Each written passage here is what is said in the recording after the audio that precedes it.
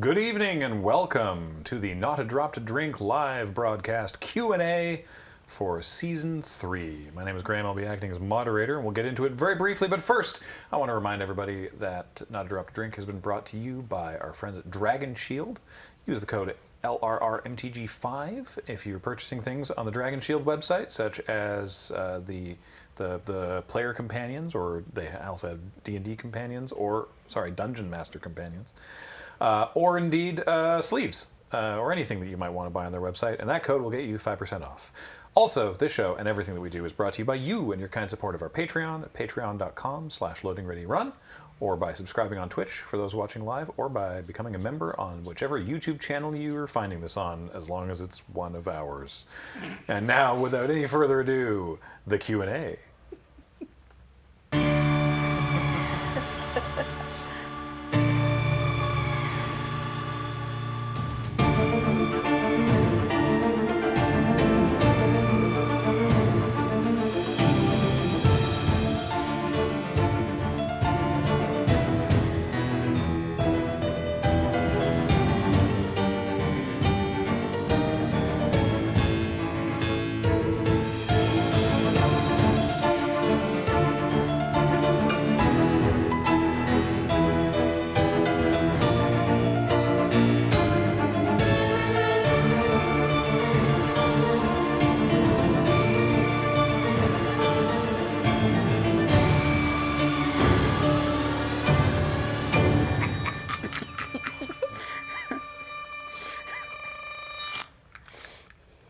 That's when we cut to last year's Q&A. What up, Fantastics? We just watched last year's Q&A. I'm not fixing that in post. I don't know why. So tight.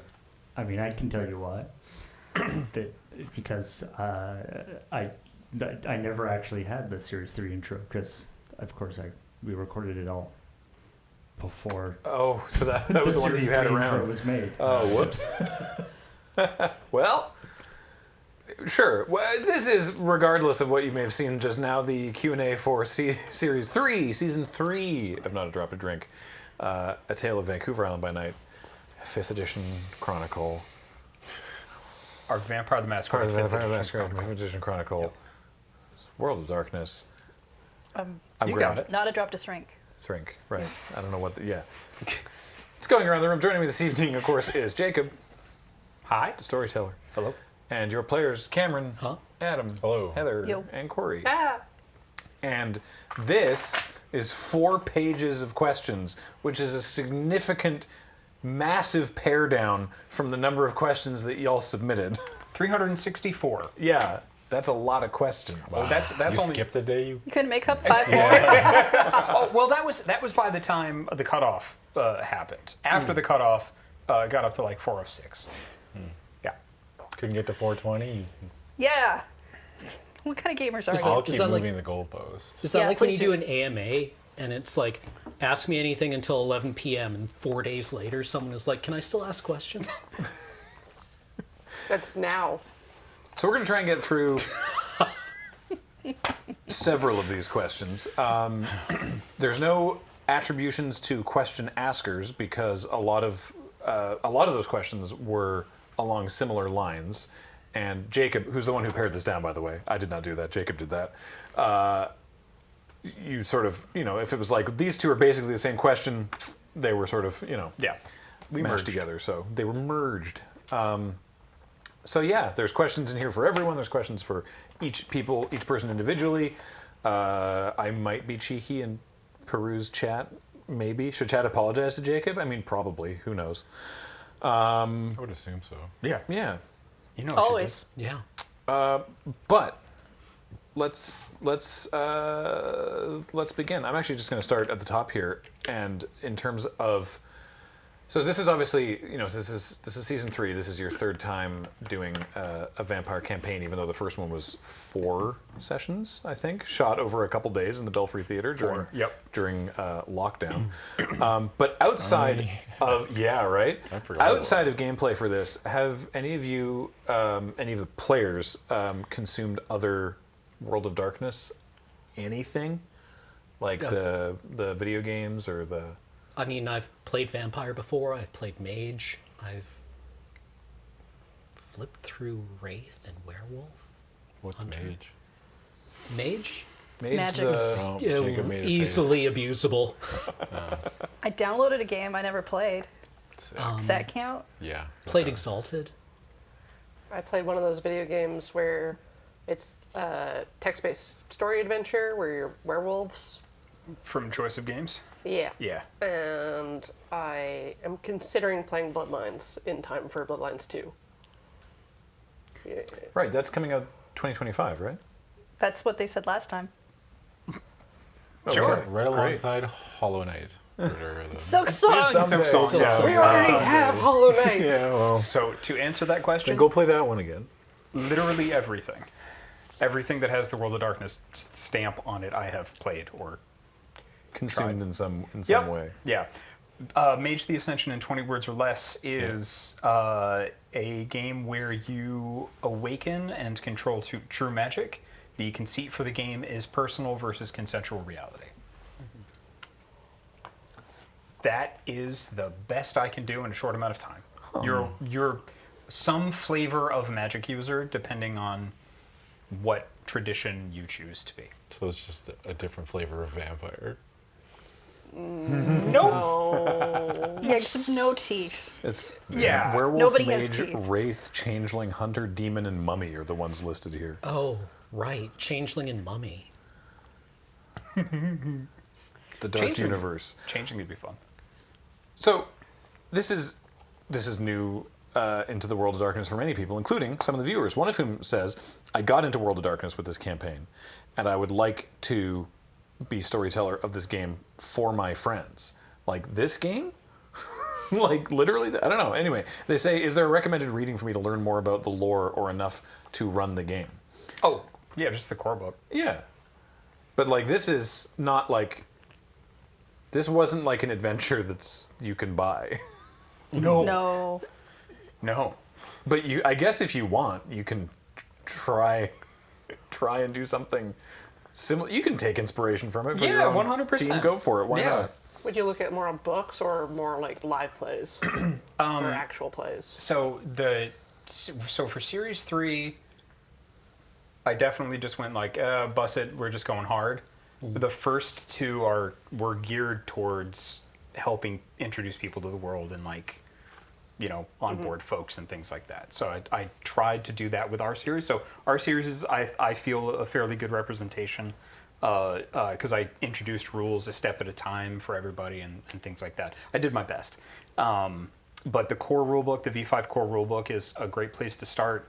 And then if you want to go hard, then get the player's guide and then go on the wiki and kiss your life goodbye.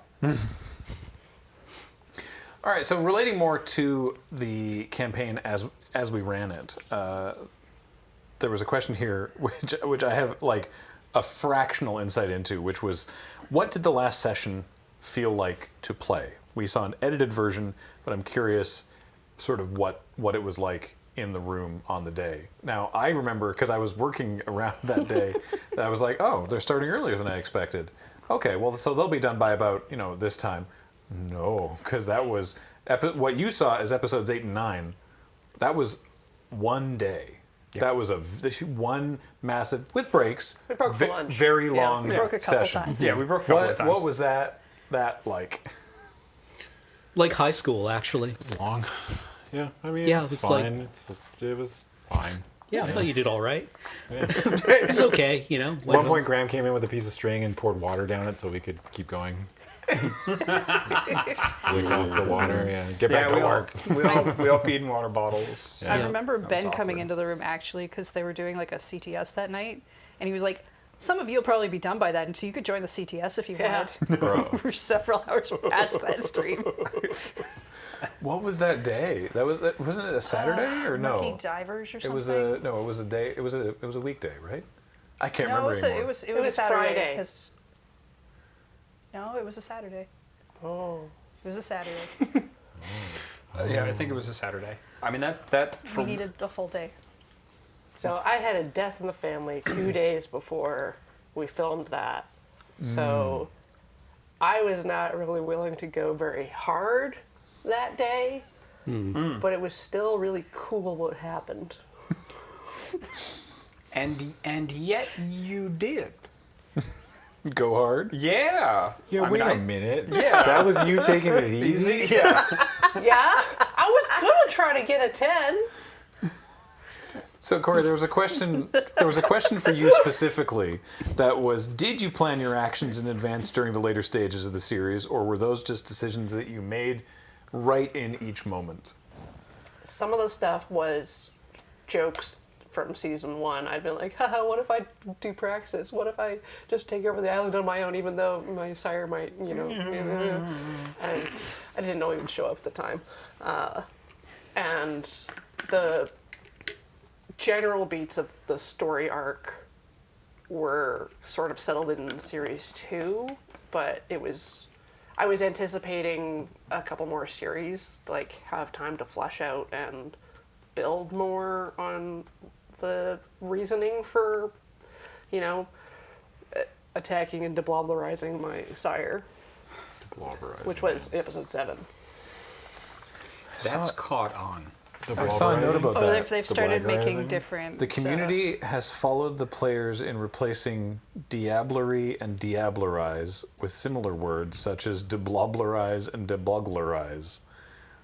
What is your favorite that you've seen or used? Diablo 3 Reaper of Soulsing. That's good. Yeah, I like dibble dabble. Dibble dabble them? Yeah. That's good. The actual word is that. diablerie, Diablerie. Yeah. which Yes. is to kill. It is to if when one vampire murders another vampire, and then drinks everything that they are, like drinks their heart's blood, essentially sucks all the blood out of them, and then eats their soul.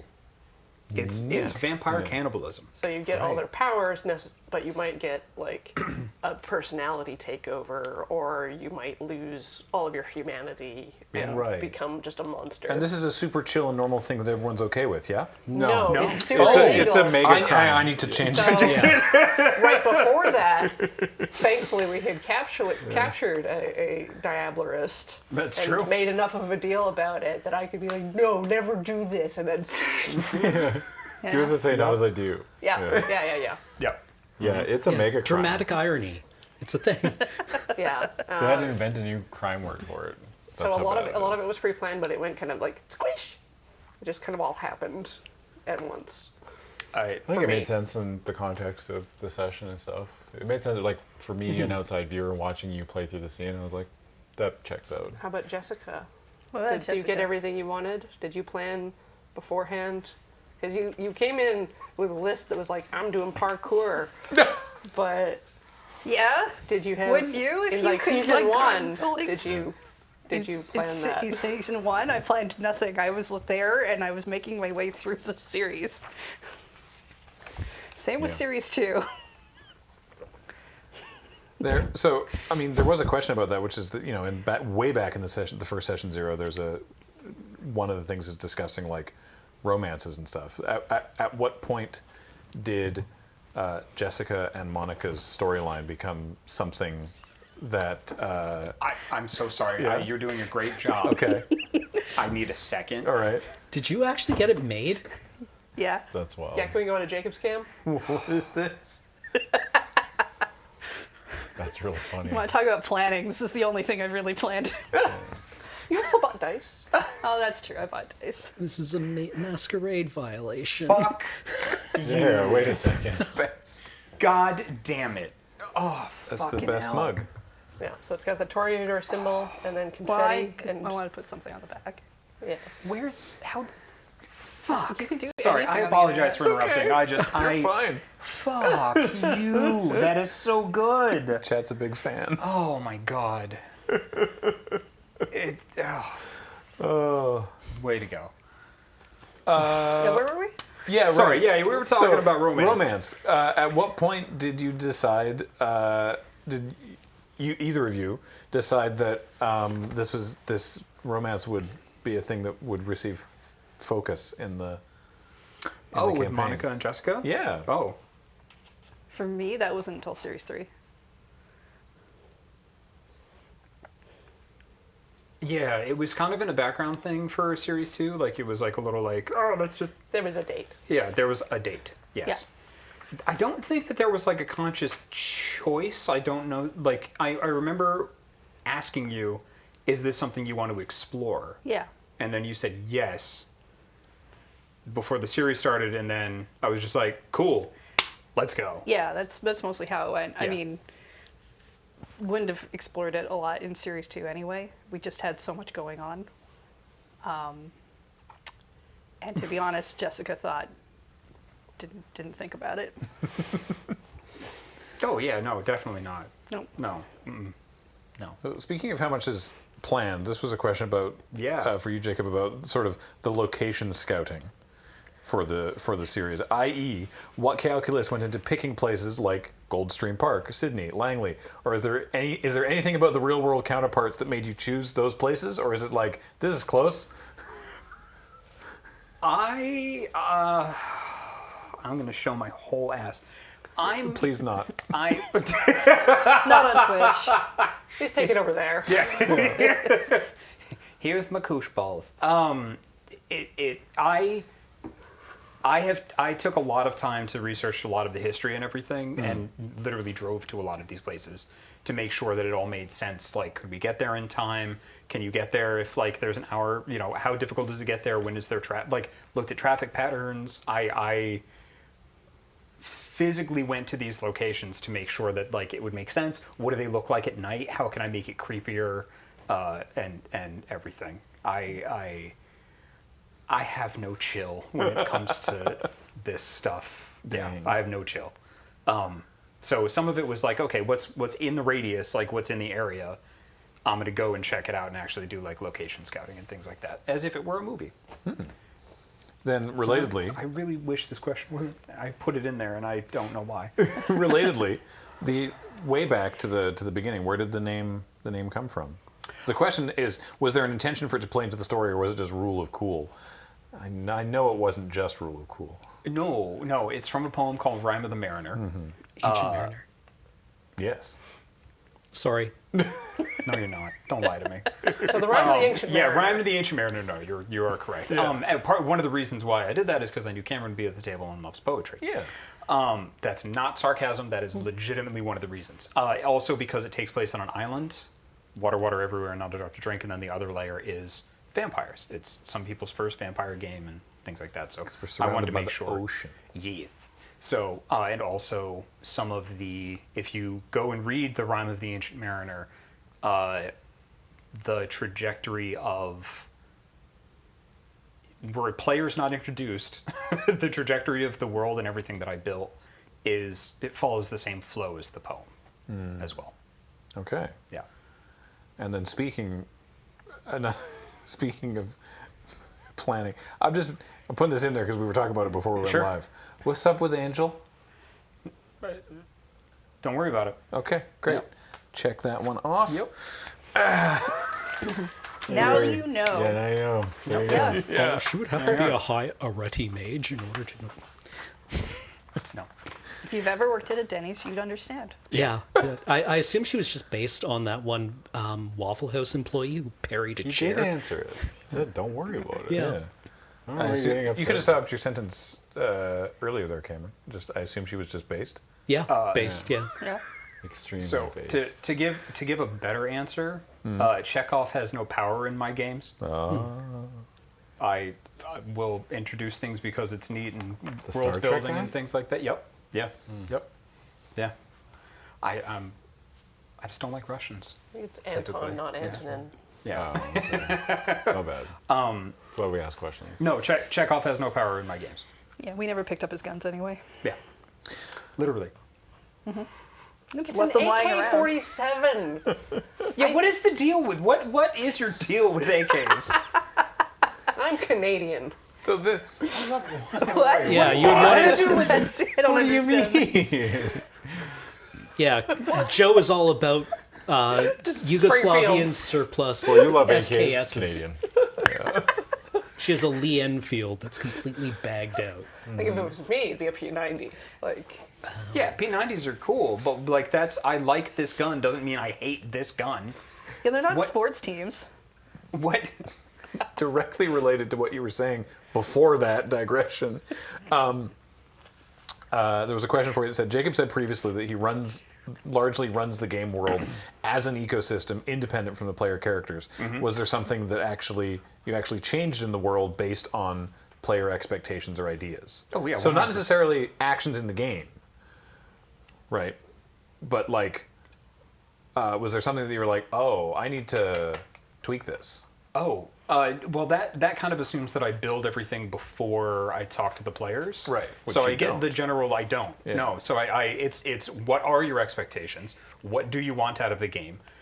What are your general ideas for the characters? And then I build the world and the ecosystem. Like I have a general idea, but it's collaborative storytelling. I take that very, very seriously, and I want to make sure that you get all the treats you want. Like literally everything you ask for in the game, I try to at least give you the opportunity. If I put it in front of you and you don't pick it up, that is on you. That is in the moment you're like, I asked for chocolate cake about 3 weeks ago and now I don't want chocolate cake. Get fucked. That's fine. But I always build it with player expectations and everything in mind, and I do try to put in everything that you've asked me for, up to and including car chases and things like that. Yeah. Because I want my players to have, I'm there as a service to you. So then following on from that, someone else asks, I'm currently planning my first World of Darkness campaign as a storyteller, and it feels exhausting, but exhilarating.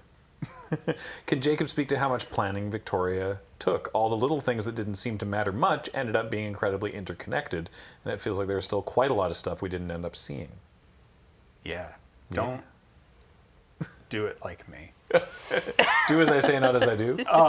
Well, and this is going to be shocking. I just got diagnosed with autism a couple of weeks ago, and that explains a lot, along with the ADHD.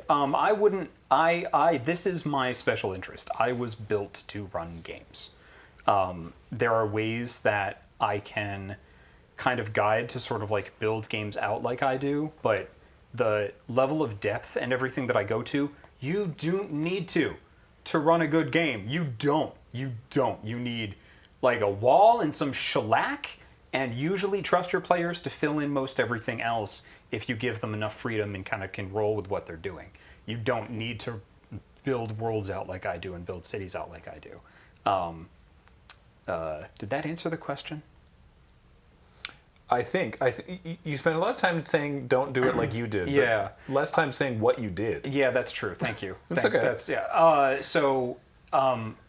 I try to put an incredible amount of detail into the game because I want it to feel as immersive as possible. Like a living world. Yeah, a living world. I want it to feel as immersive as possible. And I want you to all feel like you've got the freedom to be like, I'm going to follow Angel and find out what's up with them. And even if it's just they've got 3 cats and a cool leather jacket and a motorcycle.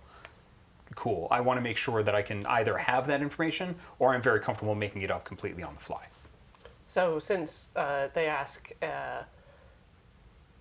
if there was a lot of interconnected stuff, content they didn't see, and you said don't do what you did, do you regret the planning that you did? No, what I do is really stupid. It's just a lot of work and exhausting. But we didn't see all your shiny toys. No, definitely. There was a lot that I had planned, and I also sometimes just build out bullet points because I try to, when I run games again, I try to plan my strengths.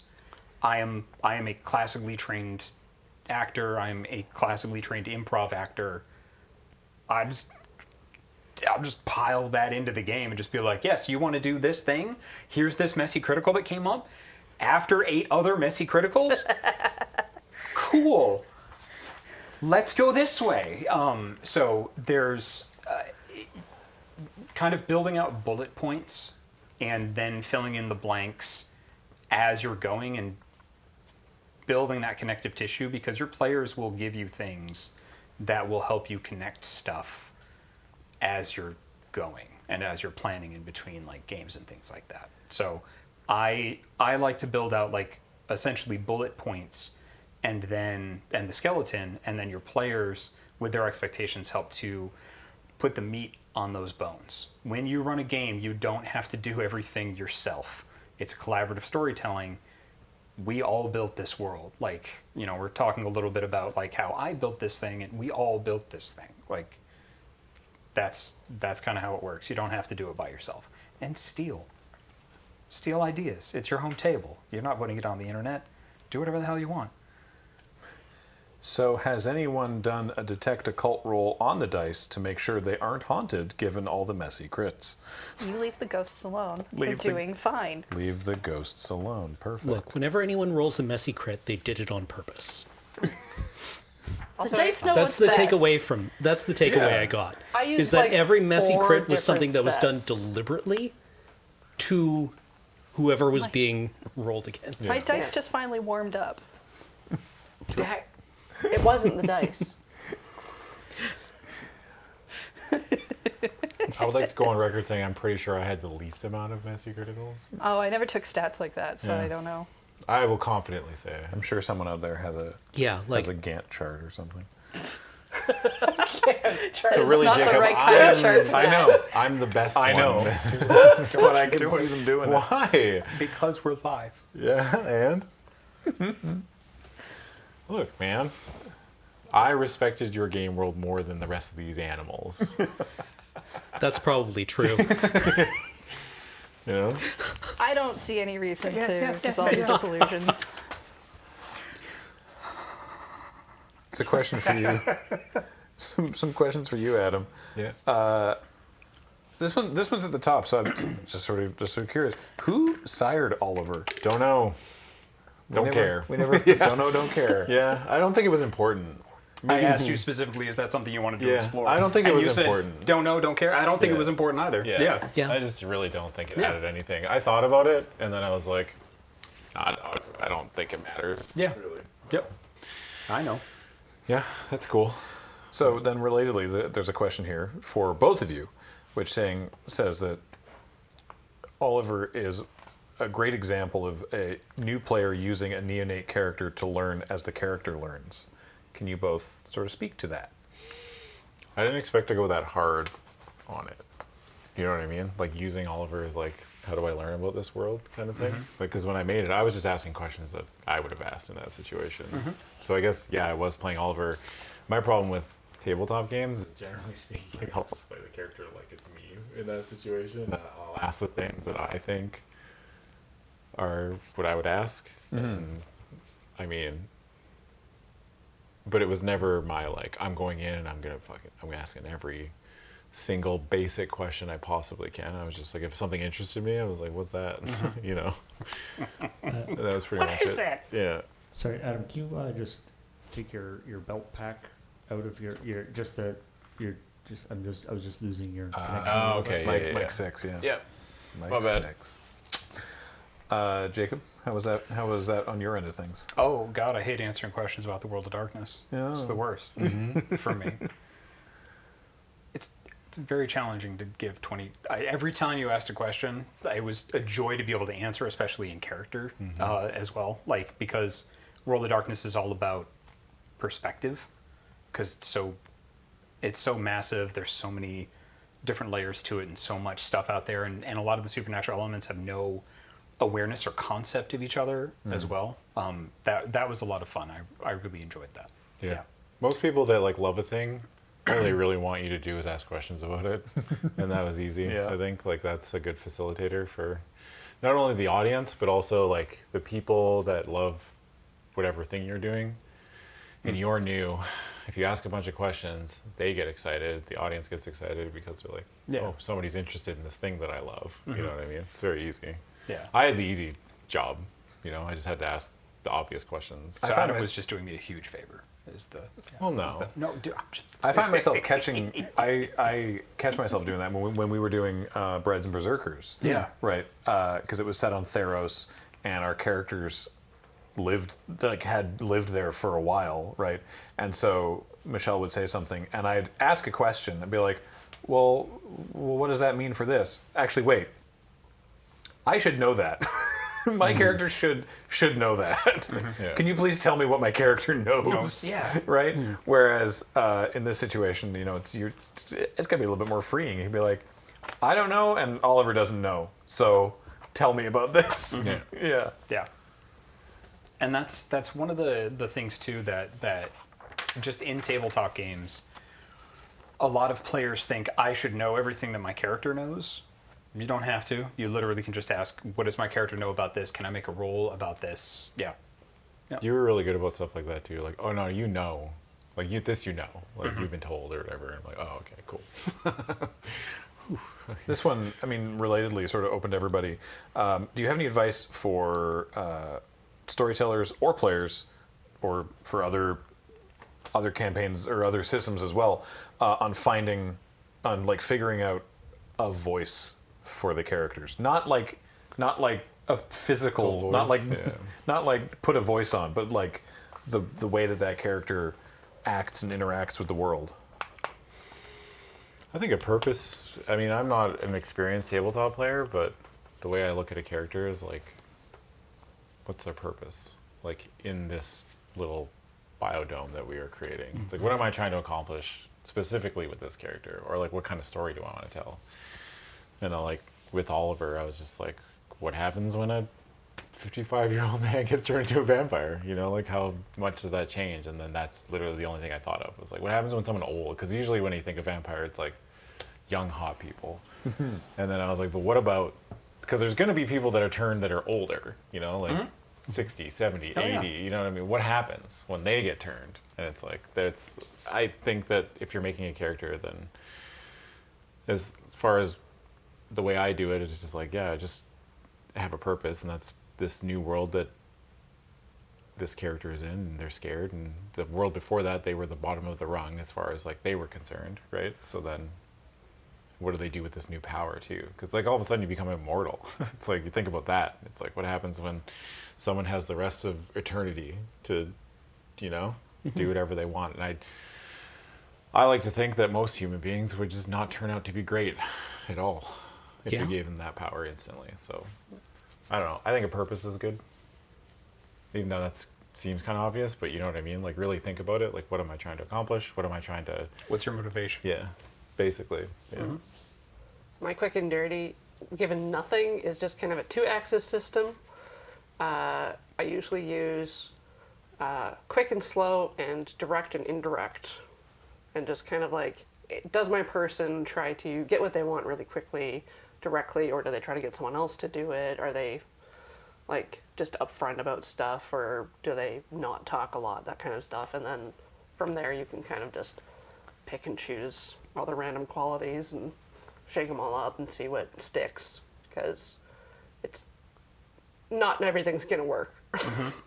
Laricel asks, "Oh gods, if I get turned tonight, will my knees hurt forever?" I have some questions about how that works, but I want to finish this. Sure. I would assume you become much stronger physically, so I would assume, because you heal wounds, right? Yeah. I would just assume you just become the best version of a human, you know? Like physically. Like you're physically like...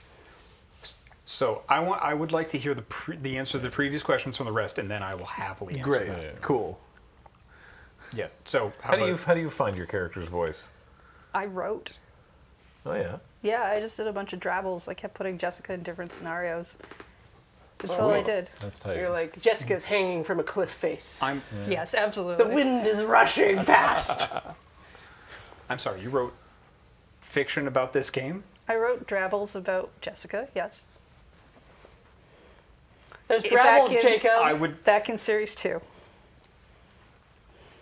I would not be sad if a drabble showed up for myself to read. If you could drabblerize that and send it over to Jacob. You did. You're way faster than I was, and I was waiting. No, it was stuff like You saw that? Yeah. You saw that too, though. Yeah. I have one where Monica gave Jessica her phone number Yeah. in a thing. So I have like a half page of her trying to write a text and panicking so hard about writing this text perfectly because she can't stand to do it wrong. She's afraid of saying the wrong thing, and all she's trying to do is say, "Hey, can we hang out?" And she can't do it.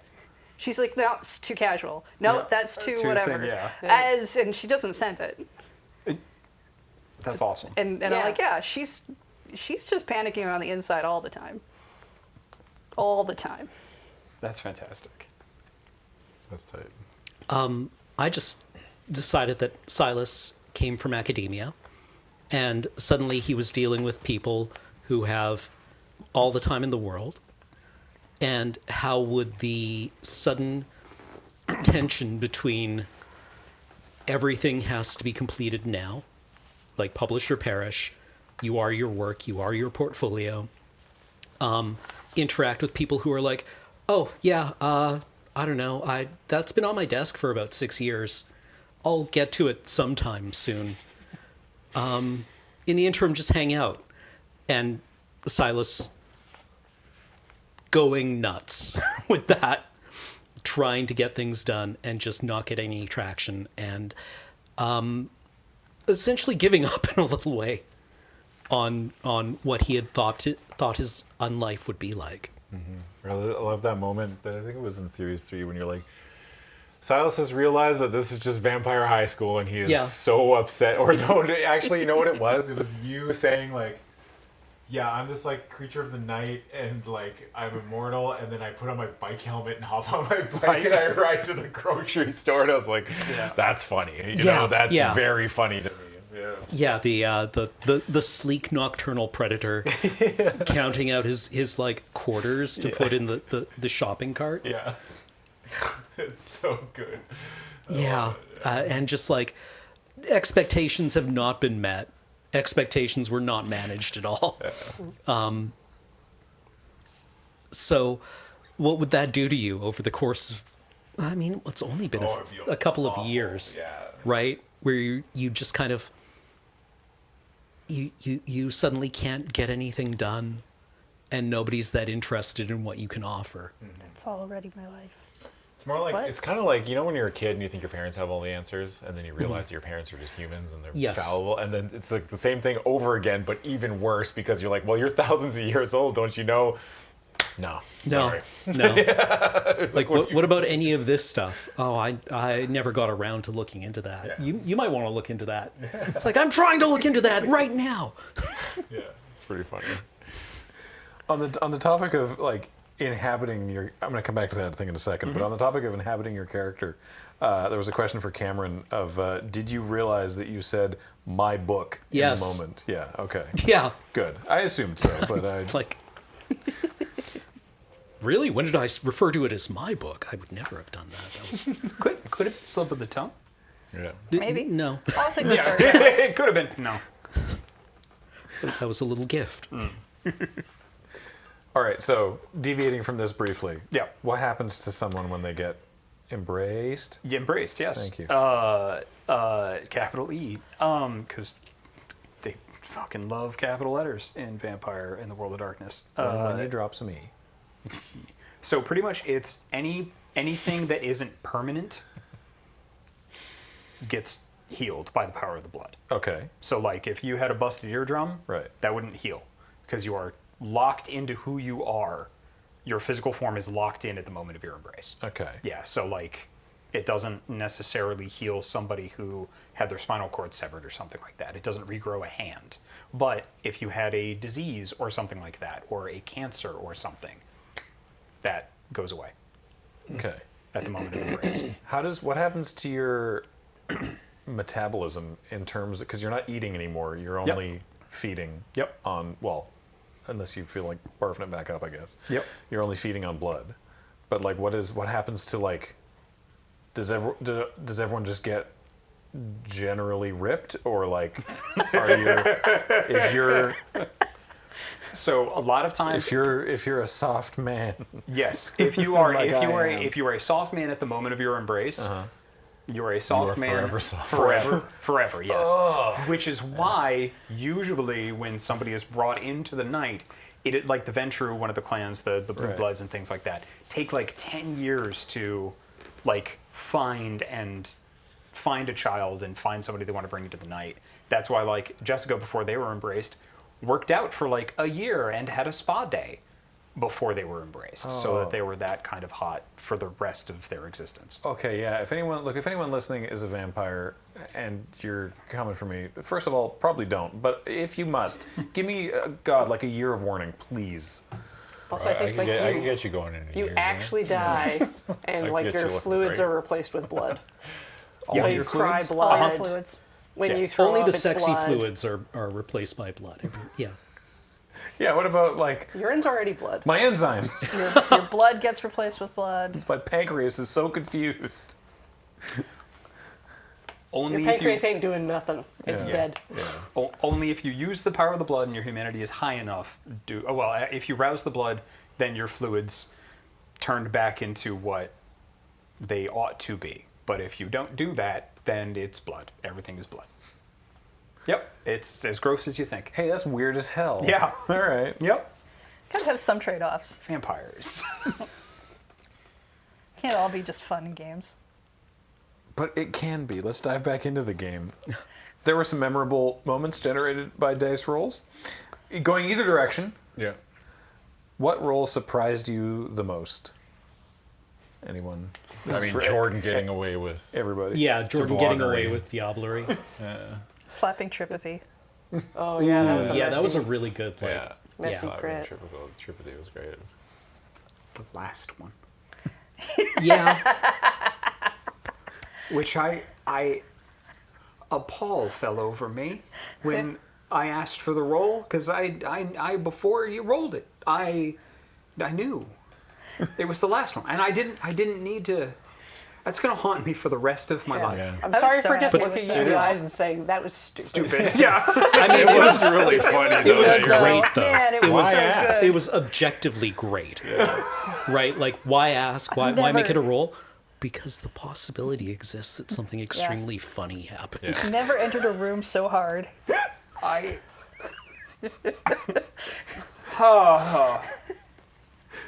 Oh, it was awful. Yeah.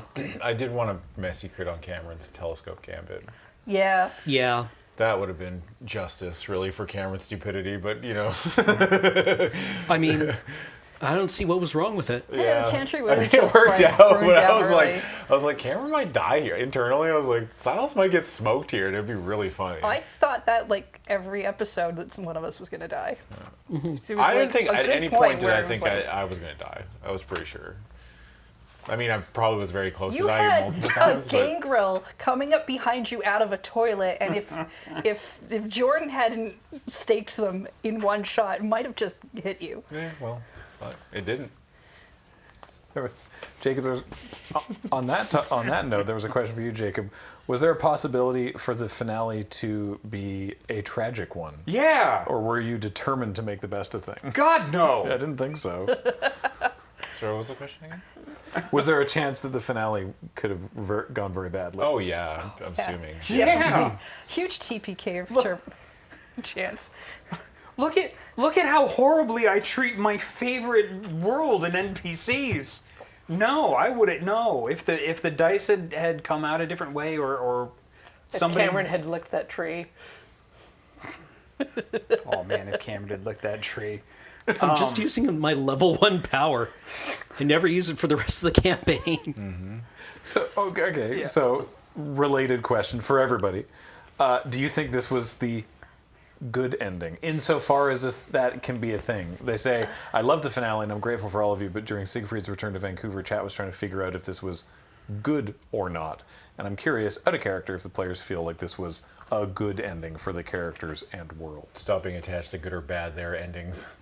Yeah, pretty much. Everything's black and Yeah. white. I knew you were going to say that. I think the way, I can't say it for anyone else, but the way Oliver ended up, I think, was pretty normal. Like, that was what I intended the whole time Yeah. when I was playing him. Was like, he is going to turn into a giant piece of shit. Because how could you not? That's all I could think about the whole time. So, I'm always happy to have new antagonists. yeah. Oh, you're saying he's an antagonist. Sick. They That's don't tight. last long in our campaigns. I don't care. They kind of get dude. one-shotted. Yeah, that's fine. We can come back to that other question in a second, but relatedly, with Oliver taking a more disdainful opinion of humans, will he continue feeding on animals, or will he, quote, switch to the good stuff? He'd probably switch, I would say. Eventually, like, there's just no way he wouldn't. Yeah. I mean, especially with his revelation that humans are ants. He's like, I'm a fucking vampire. You know what I mean? Like, the hell do you think? Like after the interrogation with the Second Inquisition guy, Yeah. he's like, wait a second, they're weird and squishy and they can die. You know? Look You what know? I can do. Yeah. Hey, I Yeah. fixed myself. Yeah. Turn one of them into like a ventriloquist puppet. Yeah. It's like that. Just I don't see why Oliver wouldn't. You know. Yeah. I guess my only big regret is that I never got to have a big blow off with Quinn, because we had talked about killing Quinn like season 2. Yep. Like, do you want to kill Quinn? And I was like, I don't know yet. And Yeah. then season 3, I was like, yes. Yeah. I was like, I want to kill his ass. Yeah. Yeah. Yeah. There wasn't like an organic No, it didn't really, space like- for that to yeah. happen. Yeah. Didn't really happen, but Yep. I definitely played through the monologue about 8 billion times in my head While because it we're was a on- doozy. Yeah. While we're on that sort of that kind of realm for the other players, do you want to sort of theorize at all what your character's up to after the events, or do you want to just? Yeah, I've got a whole list. It was like, talk to Monica about, childcare, stuff like that. Set up a new form of government. Do you think she lives for long, or do you think she? Jo? Yeah. So the idea is to transform the government of Before we go Vancouver into Island. this, I'm so sorry for interrupting. I want to establish very clearly, none of this is canon. Yeah. This is just supposition. Yeah. Good. So Just what Joe would want to do is abolish the government system and replace it with trade unions. As kind of an apolitical, anti-capitalist bent. a narco-syndicalism. Yes. Sick. Like the human government? No, No, okay. just the vampires. The vampires, And okay. it would include the Thin Bloods and the Lupines. Okay. Yes. All right. As much as that could work. Yeah. Yeah. It's not unprecedented. Yeah. Yeah. Vancouver did it a little bit. So the idea would be like Joe would sit there as kind of a bulwark, keeping other influences out, and then the stuff would happen. Magical future utopia. Carthage 3. Carthage 3. That's pretty funny. What happened to the first two? I always want to talk about Carthage. Yeah, actually, that's a good question. Romans. You know the word decimate? Yeah. What happened to the other 9? yeah. Romans. Their land got salted. Yeah. Salt the earth. Real thing. What happened to the Romans? They went home. No, everyone's And Romans they turned now. into Giovanni's. What about Jessica? Oh, I haven't thought about it at all. No? No. Cameron, did Silas go crazy? No. No, he just looks at this place and is like, these people are not reliable or trustworthy.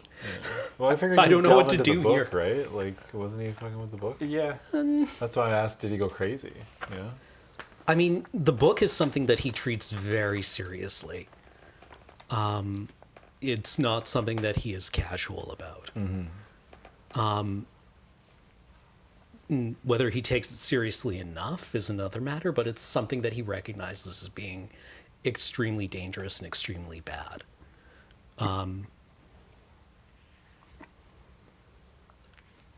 He seems like the good Christian kid that just can't throw out that one Playboy he found.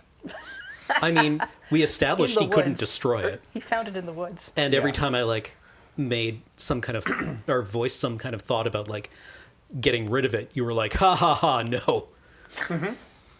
Yep. So- A lot of those are roles as well. Like I left some of that up to chance, but some of that was based off of some of the roles that you made, the messy crits, and some of the roles that I made as well. Yeah. What was the name of the book again? The Al Azif. Yeah, the Necronomicon. So then, hang on. Wait, I lost it. I had it and I lost it. It was. It was basically it was a question asking about this seems There we go. The finale really showed off how volatile 5th edition can be, which was super cool, they say. So, when you're dealing with, stuff like that, sometimes it's rolls or whatever, how do you prepare for the possibilities of variance? Don't. Just roll with it. You have to be able to kill your darlings. Like, if a crazy roll happens or something like that, like, no matter how much you like this particular, like, SPC, like, let's say I loved Knives. Knives was my favorite SPC. Nope. You just got to be able to let that go and throw that out, and because you're all telling the story together. Like, as the storyteller, I firmly believe that, you got to get your fun in. You have to have a good time. You don't have to give up your good time, but the role of the game master, dungeon master, storyteller is to facilitate a good story. And part of why I really like the Gerber rule is that everybody gets to tell the story together, and I don't have to do all the work. The option is always there just in case there's choice paralysis of Jacob do it. We did that option a couple of times, and that's totally cool. But being like, hey, what do you think happens here? Like, let's all, anything. What do you think happens here? And then we'll take it in that direction. And then part of building a living world is that I kind of know how that would affect things as it goes forward. So it's easier to adjust instead of just being like, I need a 10-minute break to write some things, which is completely valid. That's just not my style. So then there's another question here. The first part of which sounds like something out of a job interview. So I'm not going to ask, how satisfied are you with Jacob's storytelling? But I will jump to the second part. What do you say you do around here? Do you have any particular highlights of the storytelling for the players? The journey into Super Hell is just one of the top tier highlights of any tabletop thing. I love little like flavory, like fantastical things. Like Cameron gave me a sword based on the Fisher King that I just keep a little text file on my computer of because it's like the coolest thing I've ever gotten from a game. And then so that moment of like descending into a labyrinth full of skeletons and then coming to this field of lilies and Oh, thank you. yeah. Oh, I appreciate that. That Thank was you. so cool. Thank you. I was always just kind of impressed with Jacob's ability just to roll with pretty much anything. I know that's the hard part of being a storyteller, and it's like, and while also having like a coherent flow, and it never felt like, I guess you watched an edited program, but like when we were shooting it, it didn't feel very stuttery, and it wasn't like Jacob was sitting there like, well, I guess like it wasn't a lot of like, there wasn't a lot of pauses, when something like a roll happened or something like that. It was always like, okay, cool, that happens or whatever, this happens. And I was like, damn. Thank you. Yeah. I do want to shout out to Jordynne, Yeah. who did did the edits for the show because, I think we tended to be sort of like a 3.5 hour recording session down to like 2:45 to 3 hour final product, and you're like, oh, what's being cut out there? That is you, and it's mostly just sort of like It's us doing like pauses or checking the book or just little things like that. Yeah. It was just like tightening it all up, but it What got cut out was a lot of lore and a lot of secret stuff. yeah. So we rolled back 6 of the scenes Yeah. because we weren't satisfied. The messy crits weren't messy enough. I forgot my lines. the time I did kill everyone at the Denny's. Yeah. Every time I asked a question, That was Jordynne had to cathartic, cut it though. out. Right, all the dance breaks. Yep. Oh, yeah. What? Couple Yeah, of those. a bunch of nudity. That time the table just fell over Yeah. somehow. Yeah. None of that. I got really It's graphic true. with a sex scene none of the players were involved in. It was weird. Yeah, they at weren't one even in point, the room. We weren't in the room. Yeah. The cameras weren't even rolling. Yeah. at one point we fought Darkseid, but the effects budget just didn't come through for it. Dark side. Give us the Schneider cut of Not a Drop of Drink. What was sort of going back to what we were talking about before with like the storytelling? This is for everybody. What was your favorite, seemingly insignificant at the time, detail that ended up as foreshadowing later in the series? The I guess it SI could be something from a previous season too. The SI agents in Canadian Tire. Yeah. I didn't realize they were there until I rewatched it later. Oh, Because I didn't have to. That wasn't part of a thing I had to pay attention to. right. I'm very proud of that. Because the reason that Chekhov doesn't have any powers at my table is I will throw in a lot of like little like background details because I want it to feel immersive and good. And Stock like, the fridge. Yeah. Yeah. And you want to stock the fridge just in case somebody goes like, oh yeah, you're putting a yellow grenade in a bunch of bananas. Yeah. And then when somebody goes back and goes like, oh, that was a grenade. Oh no, I didn't see it. It was thought there it the was- whole time. I Yeah. thought it was just a weird banana. Banana. Yeah. Yep. Yeah, because like Oliver did try to find out if they were beasts or something. Yeah. And they weren't. So Oliver doesn't know what the second Inquisition is. He wouldn't think that They just- humans would they just bother. walked You know what I off. mean? Yeah. Oliver thinks like since the Masquerade is a thing, humans don't know. You know? Yeah, right. He would just be like, I don't know, they're not vampires. So- Masquerade's amazing. Works every time. yeah, you just got to make sure you got a mask on your face and no one will know. yeah. And that's also an artifact of running a game publicly as well, because the expectations that the audience has and the expectations that the players have are every detail that's mentioned has to be important. And that, no. That's not true. Yeah, that's not true. And so long as it doesn't feel masturbatory, for lack of a better term, Yeah. like that's, I tried to do a lot to play with audience expectations because I know I would assume. our audience. Sorry, I Yeah. didn't mean No, to I'm cut sorry. you No, off. that's cool. I would assume that sometimes those random details do a lot of heavy lifting for you as a storyteller because you just randomly mention something that you had no plan. Like, there's two guys. And then all of a sudden one of your players is like, fuck those two guys, I'm getting them. You know? And they're like, oh, okay.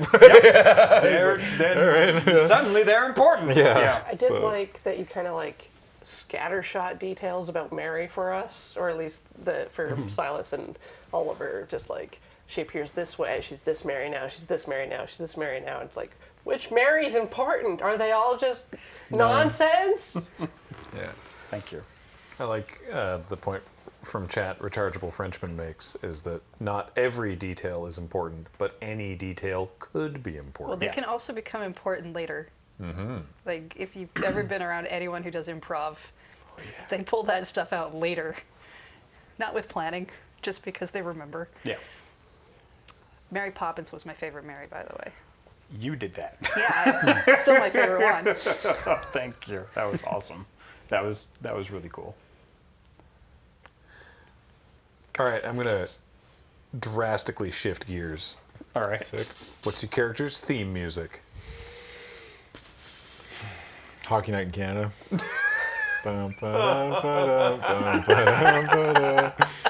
Bum, bum, bum, ba-dum. Fog, like this is the like Veil of Fog parts with this music, and there's Oliver. Yeah, man. The VOD is now muted. Don Cherry just shows up in his weird, like, Oliver loves Don Cherry. in his weird mecha Yeah. suit. Of course he does. Turns out VOD meetings are just to conceal the masquerade. Yeah. Oliver's Oh, they got are. Don Cherry's head in a jar like in Futurama, you know? I was about to say that's your sire. Yeah. Don Cherry's our son. That's actually tight. That'd be so good. Oliver still- would be so happy. I'm Don still Cherry's my sire? waiting for Don Cherry's suit to hinge open at some point while he's on TV, and there just being like a little shriveled baby body hanging Like from his in Men in neck. Black. Men in Black. Yeah. Or like Krang. Something to explain the color. Yeah. Something. Yeah. Yeah. What do you think, Ron?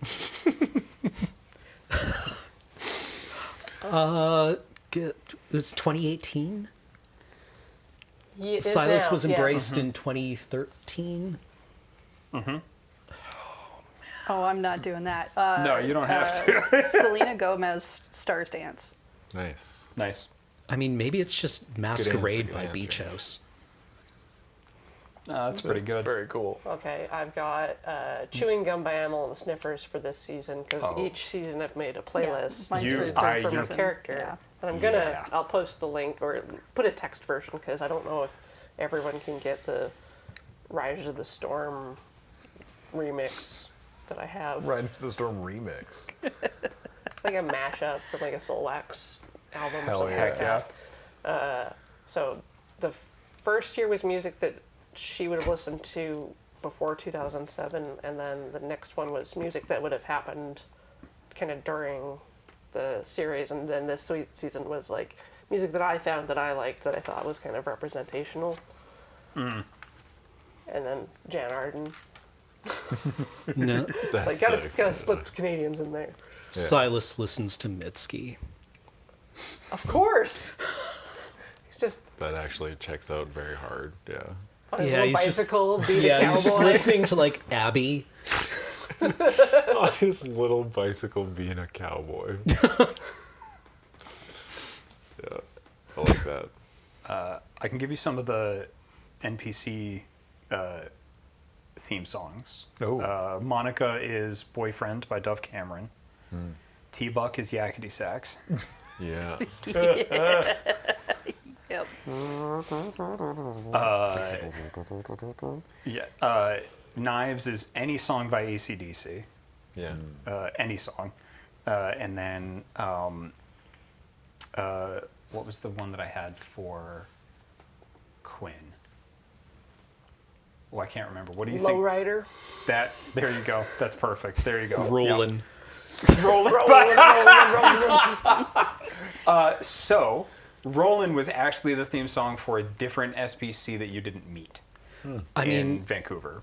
We could have met Fred Durst. You could have met a Kai-T blood sorcerer named Onyx who had a tattoo of Wesley Snipes on their shoulder. From from Blade. From Blade. yeah. Badass. Can you get tattoos as a vampire? They had it before.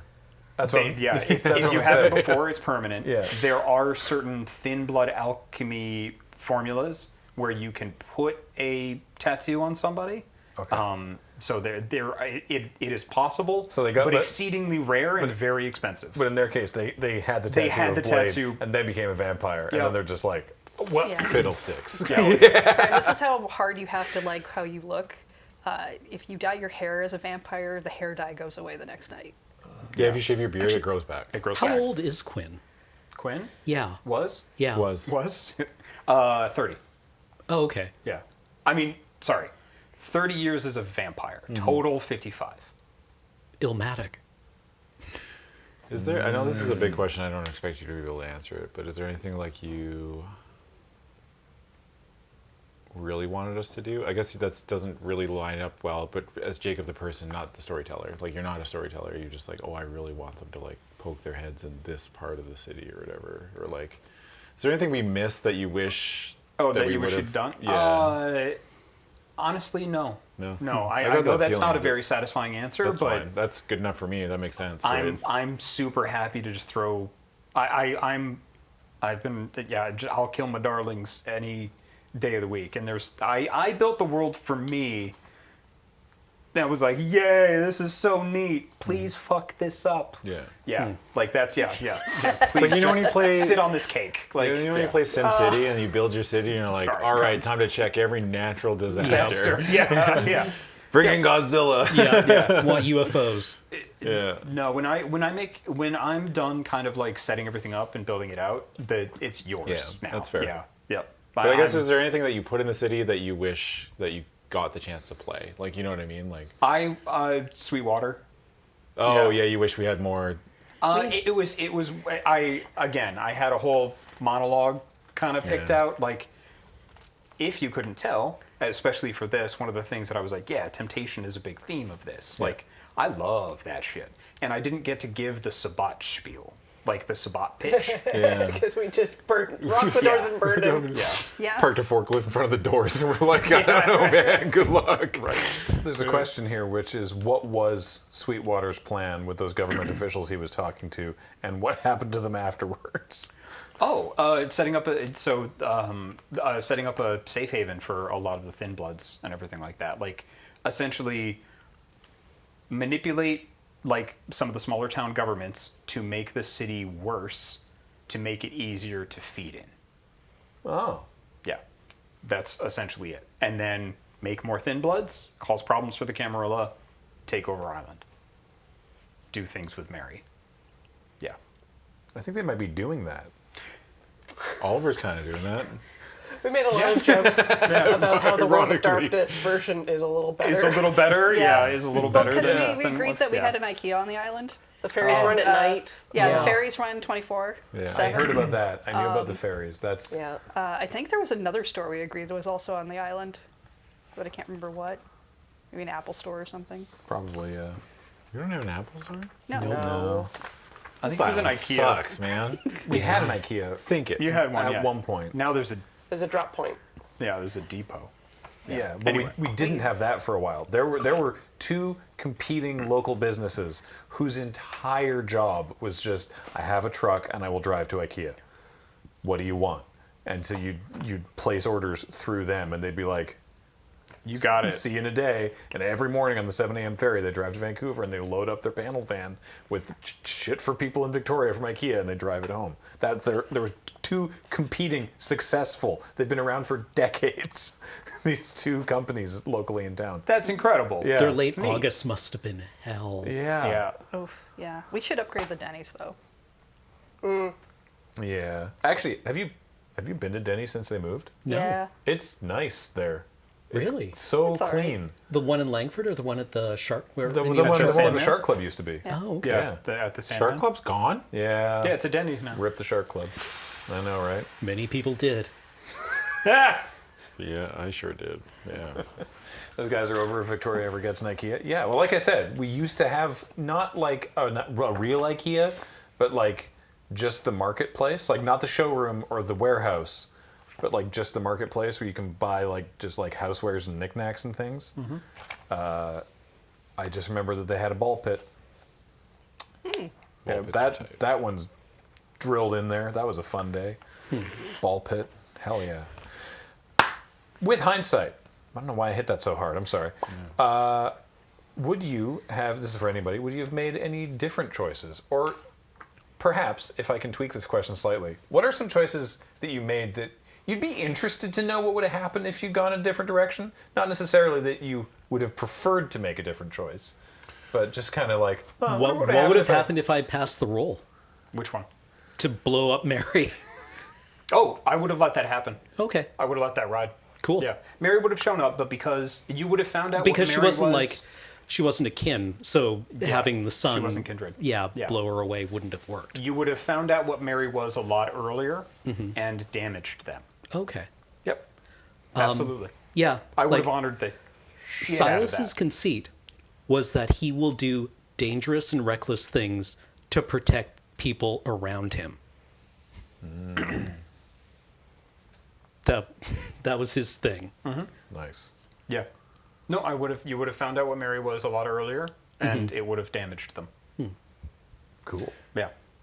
Adam, the player, wanted Oliver to take Mary's deal so badly, but I kept thinking about how Oliver would have been too cowardly to take the deal in front of his, because he's got Yeah. friends, right? Sure. And he's like, he doesn't want to like look bad, or because they all say no, and he's like, well, I'm not going to say yes, you know, or Silas is saying no, so it's like I can't say yes, right? Like, you know what I mean? Like that's how I played it, but Adam the player wishes I would have snapped it off. Like when you're playing video games and you're like, ooh, renegade. yeah. But I do like the idea of Oliver. I mean, you played it right, like the way that it was presented to Oliver is like, you just wanted a friend, right? And he's like, yeah, I do, but also I'm a coward, you know, like he's like, I don't have the guts. Like, you know, when you ask for something, you're like, well, I didn't think anything would come of that, you know what I mean? Okay. Because it seemed like he really hard resisted her.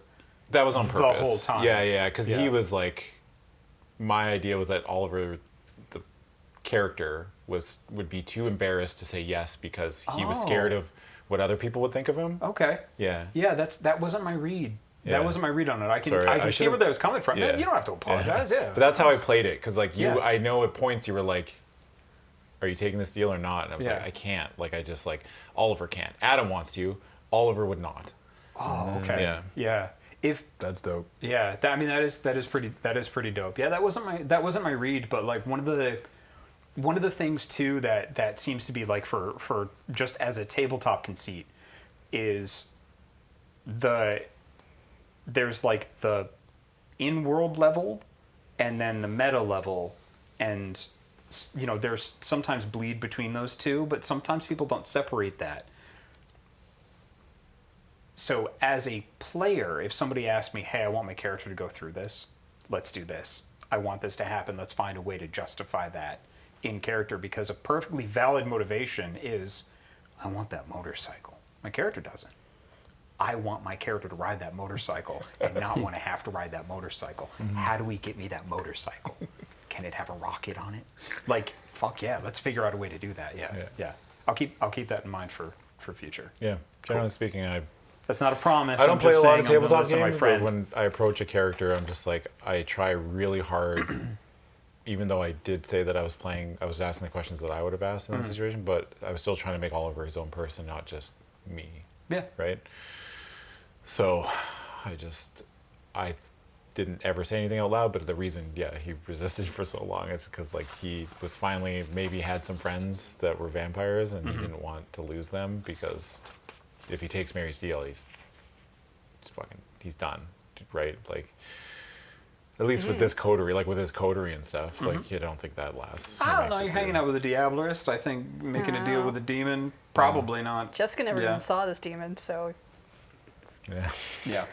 And you all didn't know, as players, you didn't know that Joe had done that right away, yeah? She We told only us the found next out- day. Yeah. No, we only found out when Chansey said something, didn't we? I That's blabbed. in. Oh, you Yeah. blabbed.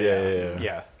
So the thing that was hidden from the players Yeah. for multiple sessions was the murder and embrace of Jordan's daughter. That's what it was. That's right. from the memoriam. Yeah. That was not table knowledge. We kept that secret until it was revealed in game. Because the memoriams were recorded out of sequence with where they Yeah. aired. Correct. And Yeah. I wonder, like, I don't know, I should have pushed maybe to find out from you what was going to happen in the memoriam before we filmed it, so that in the first, like, couple episodes and in, like, the flashback, the 6 months downtime, I would have had more specifics to work with. okay. But, like, I didn't need to, like, fill space with the stuff that my character had going on. But that separation between the meta knowledge and the character performance was a little hard to ride, because like I know why my character did a bunch of stuff, Yeah. but I know that the audience doesn't, and maybe they should have known kind of what I was thinking, what I was aiming for sometimes, but I'm not. It's because like when I diablerized knives, yeah. you asked me explicitly at the table, Yeah. like, What- what's going on, why going through this, and I don't know, that might have been just valuable to share, at least even with the table itself sometimes. Like, I don't know. I take full responsibility for that, because that's how I wanted it to. Yeah. I wanted it to run. I wanted it to be a shock and a revelation. I wanted people, again, because I was trying to fuck with people's expectations. I wanted people to question some things and then have it be paid off later. Because one of the things that when I see a lot of shows, it's very much like shows and even other like actual plays and things like that. And this is going to take some tweaking and some doing. It's a lot of times the audience expects everything to be, again, paid off or explained as it goes instead of waiting to find out. It was kind of a weird way to build trust with the audience almost, of like, yes, you're not getting your marshmallows right now, but you will. I don't believe you because the marshmallows aren't here. That's fine. Marshmallows are on the way. And then when the marshmallows actually come, they will then trust you to go on other journeys for future plates of marshmallows. Yeah, provided you can eat marshmallows and you're not. Whatever treat of choice. Yes. Yeah. Yeah. That was a that was a storyteller kind of producer thing. I take full responsibility for that. Yeah. But I fully hear you, and like, we should discuss that more in the future. Next time, Gadget. Yeah. From the audience perspective, it was hard for when I was playing Oliver, like, because like he'd spent all this time being like, I'm alone, nobody values me in my past life, and then now in this new life, nobody likes me or whatever. I'm surprised many people liked Oliver as they did, because he was a whiny baby. He was awful, man. He was like constantly like thinking that the world was so hard and everyone was out to get him, and they weren't. Like, I wonder, like, because I had one-on-ones with Jessica, if we had done, like, Joe and Oliver talk politics, because that's one of Joe's passions. Yeah. Like, Yeah. Our Would that one-on-ones have were hit- great. I don't know. I or don't would you actually just, like, know. been but like, no, Oliver I was doesn't trying to wanna make Oliver insufferable, like Yeah. on purpose. Yeah. Just the way he was like, my life's so hard. Like, nobody likes me. I try so hard and no one appreciates me. And they're like, God, shut up, dude. Like Silas very nearly died Yeah. trying to protect Oliver. Yeah, and he's like, nobody cares about me, you know? And that was, but again, like with stuff like that, and then you giving me this like option for Mary to come and be my friend, and then I'm just like, no. And it's like, it comes off as like, I was scared that it was coming off as very contrarian, like hard to run a game like that, you know what I mean? And it wasn't on purpose, it was just like, Oliver was being a big whiny baby, but also thinking about hurting his friends' feelings when he's just like so Yeah. mad at them all the time because he thinks he's being undervalued. I don't know. You know, Jessica was trying to be Oliver's friend. Yeah. Oh yeah, I know. Yeah. Yeah, everyone was. You were all being very nice to Oliver, and I was playing it on purpose that Oliver was being completely irrational with his lines of thinking. Like, it didn't make any, like, not that it didn't make it, it made sense to Oliver, but it just like externally Oliver came across as just fuck, man. Like, come on, dude. That's I wouldn't say there's consensus from chat, but a bunch of people are talking about like, like as a character, very compelling. As a person, that character sucks. Yeah. Which is, I mean, hey, that's great. I think we all need to give ourselves a little bit of grace too, because this is our first time doing something this complicated and in depth, and like for us, the first time in this kind of environment, right? Like doing this kind of thing. I was really afraid that we weren't going to like stick the landing, that we weren't going to be able to fulfill the promise of the game, and I feel like we absolutely did that. And I never felt that without a little bit of thinking and a little bit of just going like, oh, okay, cool, and understanding of the characters as people, all of the motivations made sense. We may have benefited a little bit by being a little bit more explicit about it, but truly, I just have this stick in my brain for continuity. Yeah. And when something doesn't make sense, it immediately sticks in my craw. And there wasn't anything when we went over the show, there wasn't anything for me that didn't make sense. Even when I took myself as far out of it as I possibly could and was just watching it as a piece of media, nothing here didn't make sense. Yeah. That's the one thing I was scared about during the entire last series, is just like that whole stuff, again, like I've said a billion times with Mary, and you being like, even in between takes or whatever, like on a pause, like, Adam, I don't get you. Sometimes you just like, I don't understand what you're trying to, I was like, I get it, and I can't, it's going to taint the way I'm playing this character if I just tell you.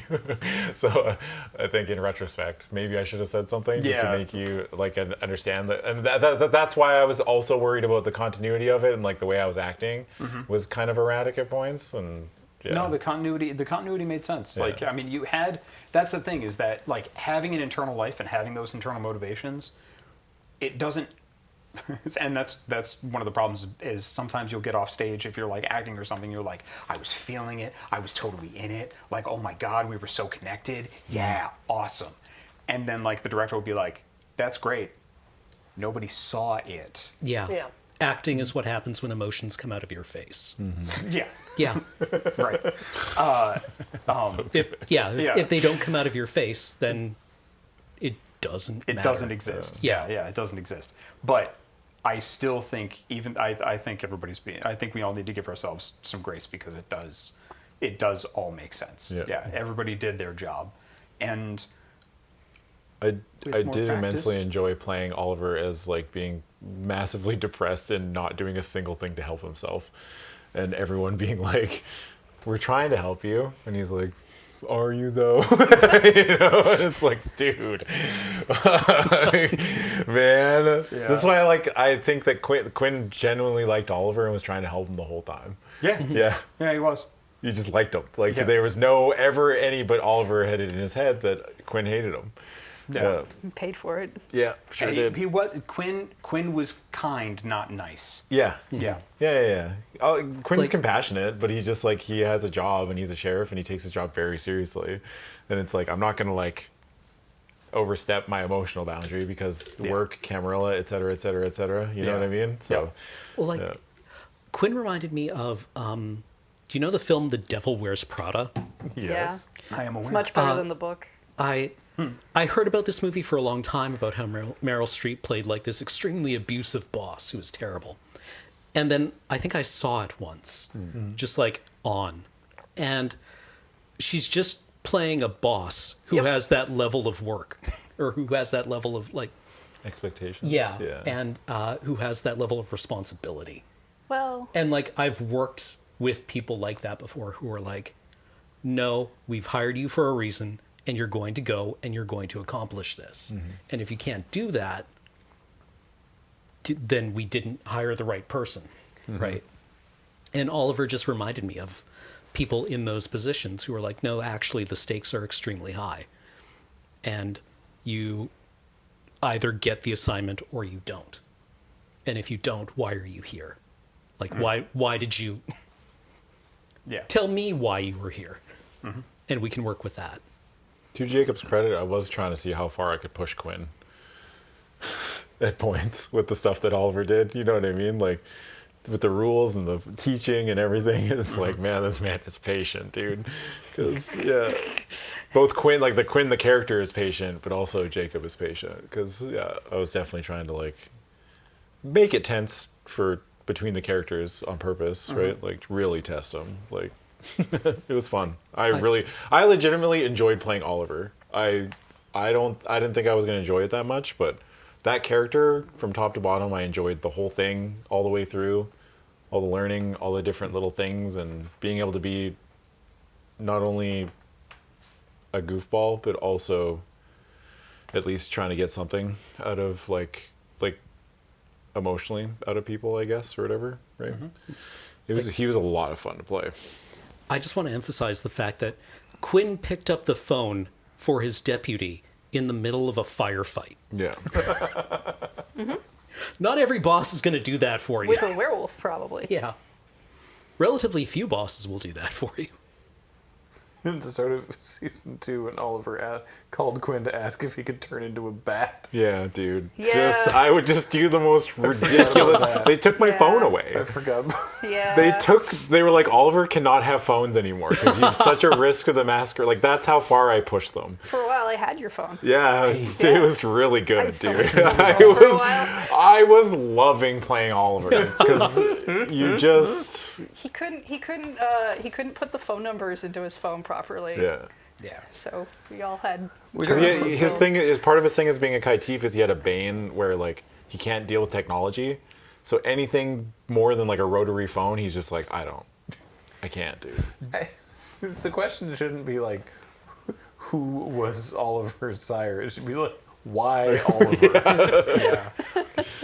The challenge with playing a character that's like I'm the problem is the tension between being the problem and then still being part of the like collaborative storytelling. And like it's a tough balance. I played a couple miserable games with our late friend and massive asshole Bill. Yeah. That That man. on more than one occasion was like, my character's an asshole.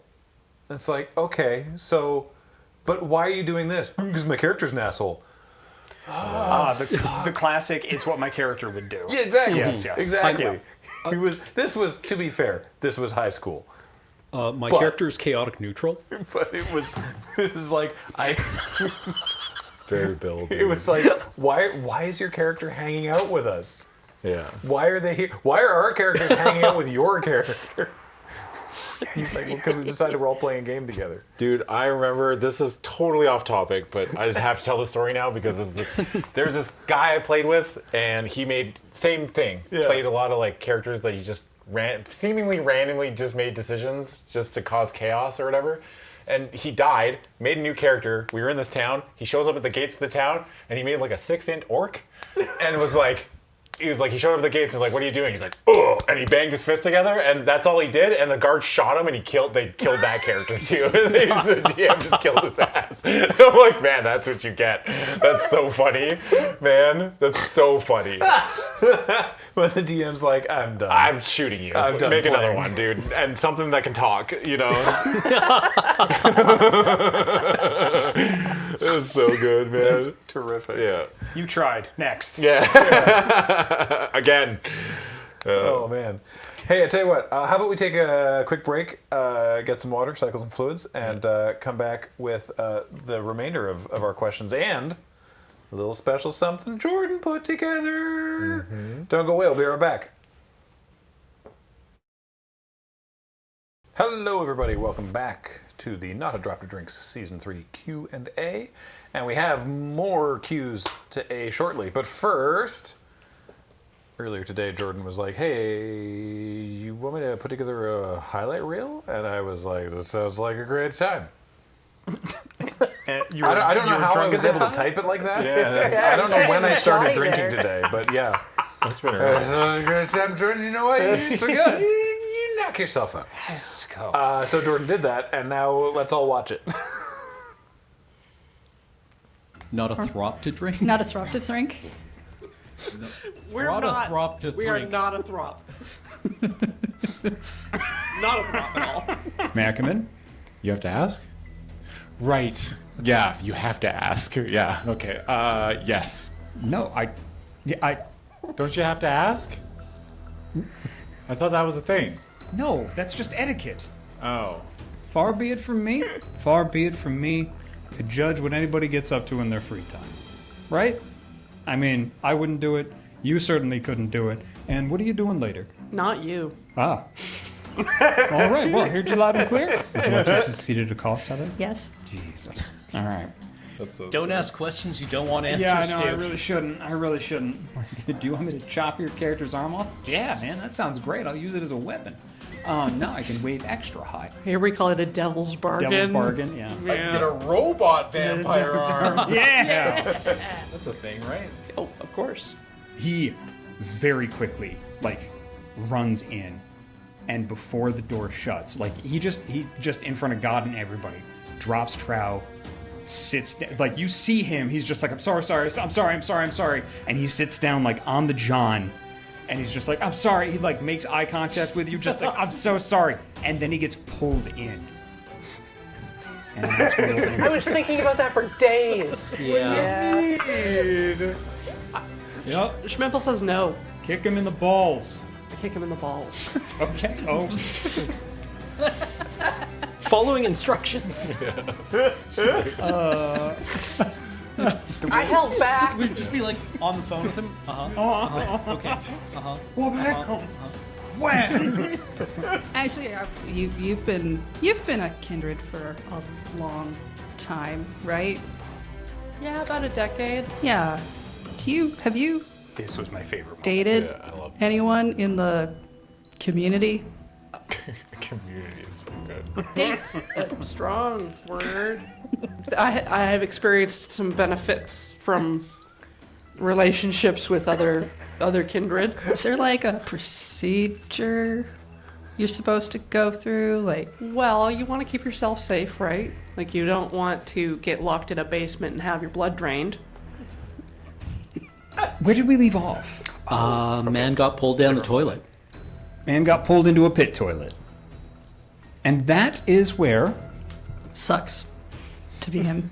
Yeah. Oh, that I have notes here. That man had a rich backstory. And, He was about to. yeah. I think it's important to realize Tried. what he was He was gonna gripped by exposition dope. to pull him down the toilet. We're just gonna pull a vampire out of the toilet, being like, "Man, this is no way to be." Yeah. Forget the rich backstory. Give me the rich back shots. Couldn't get through it. I couldn't say it with a straight face. Privileged, pretty boy. Could have gone to Seattle. There's more of your kind in Seattle. Why here? I wonder if they have a passport. You got a passport? I must have left it in my other toilet. Oh. 2 toilets in Victoria. Who's That's wild. Yeah. You got 2 baths in Victoria? Talking about privilege. Yeah, that's wild. Jessica's just Wait, you listen to this? Do you have any idea, like, the financial Jordan's gonna turn to Quinn. I think we're done here. This is a remorse check. This is incredibly important. I rolled to feel bad. I feel bad. Crit. Oh. No remorse, baby. Yeah. Wow, everything I did was perfect and right. Yeah. You say Bloody Mary 3 times in a mirror in a dark room, and it summons her. The inside of a telescope's pretty dark. It's got a pretty big mirror. And it's a solar observatory.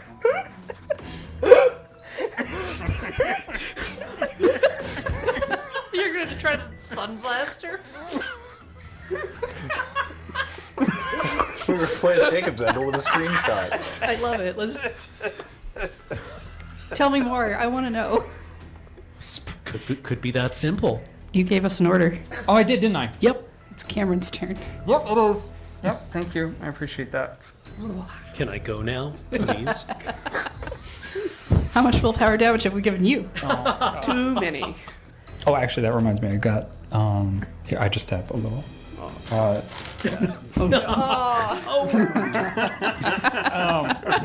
right, so. Killer DM. Not yet. Would you like something fucked up and weird to happen? Yay! Ooh, that sounds fun. Do that one. Why did I think that was going to be bad? You said the magic words. Why did I think that was going to be bad? Adam, why did I think that was going to be bad? Why do you... You must have done that on purpose, I'm right? not sure if think came into any part of it before I said that. No, you're right. I yeah, feel like it I've just been came out of my eaten mouth. At this Yeah. point. Yeah. Like, It's like you could have this really normal like egg salad sandwich with a mystery box. Mystery box. In a different universe, if Monica were available, she might help you. She's not. She's smooching. God damn it. Yeah. Why did you do this to me? Because I wanted something nice. It's Because been a they're long in night. lesbian with each other. Cameron, just let love happen. Didn't anyone think about my needs? No. Is staking a vampire in the head is just as good as staking it in the heart? No, but when... It's I mean... it's good in a different way, I suppose. Well, you were aiming for the pause button on the remote and you hit stop and eject. Damn, they got stop and eject as the same button now? Damn, that's technology. Just fast fingernails. Oliver wouldn't be able to work Yeah. it. He has, You- he has a technology band. It's like trying to hit the pause button and instead you hit the format C colon button. I got napped at it and I just started deleting things. I don't know. Cameron's dad almost died. I'm smooching my dad. You're right. You are brother. Like, I understand. Fine You are God. smooching your dad. Think about that. I forgot what sires were like. Yeah. Ew. Corey. Fine God. Book is safer with me. Some big Boromir energy. All right, so what's everybody else doing? Please, gotta get going. I want to go home. What the fuck did you all get up to over there? You were going to a goddamn party. Stop. You just keep saying things. Well, somebody's not getting their Chantry Defender pin. Maybe we could give you a Chantry Cellar Outer pin. Yeah. Any Chantry snitchers? Oliver doesn't have a leg to fucking stand on What do here. you mean? Oliver's our perfect boy. I have power more every day. Power to do what? Power over whom? Power from where? Why don't you answer that question, you little ponce? Me, me, me, me, me, me. On the passenger side, you see an open file with a grainy picture of you. Do I recognize where it was taken? Your house. Oh, fuck. You also see phone records. Not bad.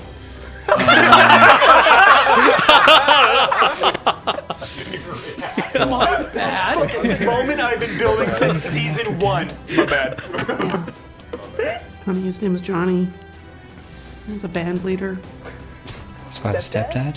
No. So I have a stepdad yet. We call the meeting for you contact everybody to meet you at A neutral location. a neutral location. This is worth a clan. Neutral to ground. unite. Yeah, this is where we're going. This is the new Elysium, Oliver. Do I have to leave Yeah, my gun alright. at home? Like, Yeah. Oh. Yeah. okay, Oh, it's sick. Denny's, man. Open carry. Be real. Yeah. He has an evil book. She embraced her daughter and committed diablerie. You're smooching a necromancer, and you went with the anarchs. And you, I'm glad I remembered you as you were.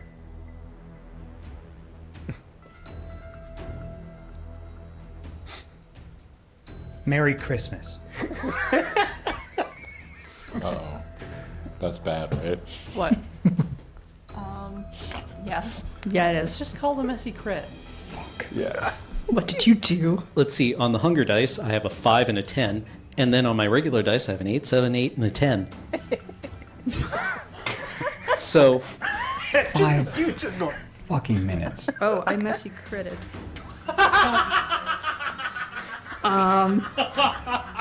There's so many of these. Also, it's a 6. But Walter Messy critted. Rude. Right? How dare they? It's not as good. Those are ours. Yeah.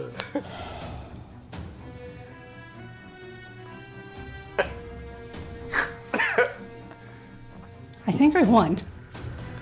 No. Dang it. I mean, you as players did because you love this shit. Apparently, I'm cursed tonight. What is it? a messy crit, A messy. 1 success. That's wonderful. Did you messy crit over there Yeah, I again? did. Yeah, I did. 3? Okay. Forget I asked.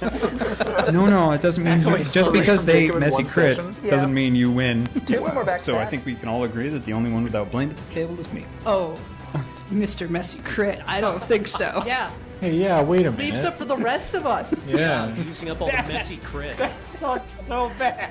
It's okay. We win these. Yeah, you right? just messy crit it. Okay, Oh, yeah? Did you messy crit? shut up.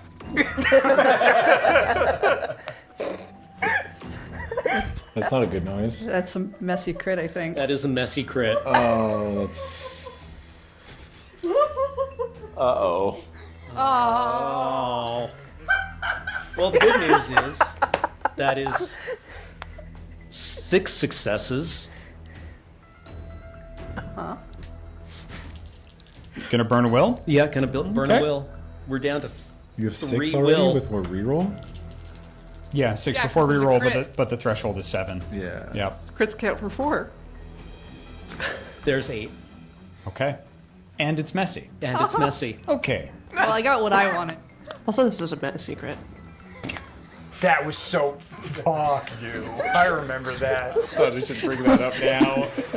Really thought that was important all of a sudden. I'd already gone into seem- a description. Oh.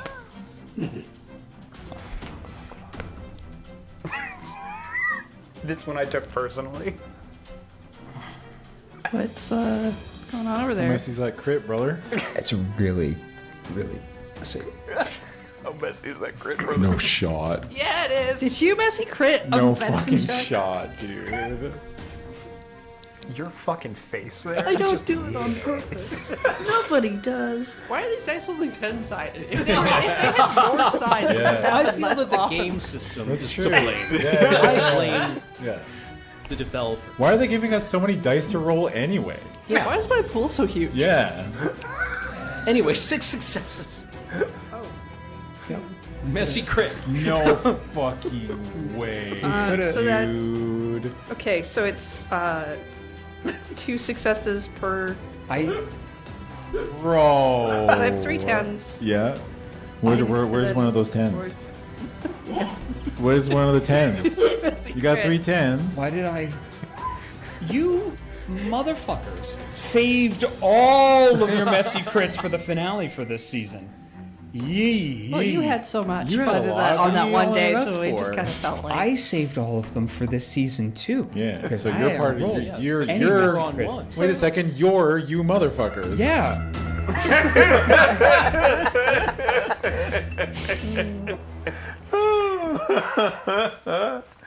Oh, thank you, Jordan. Thank That you, was Jordan. That great. was amazing.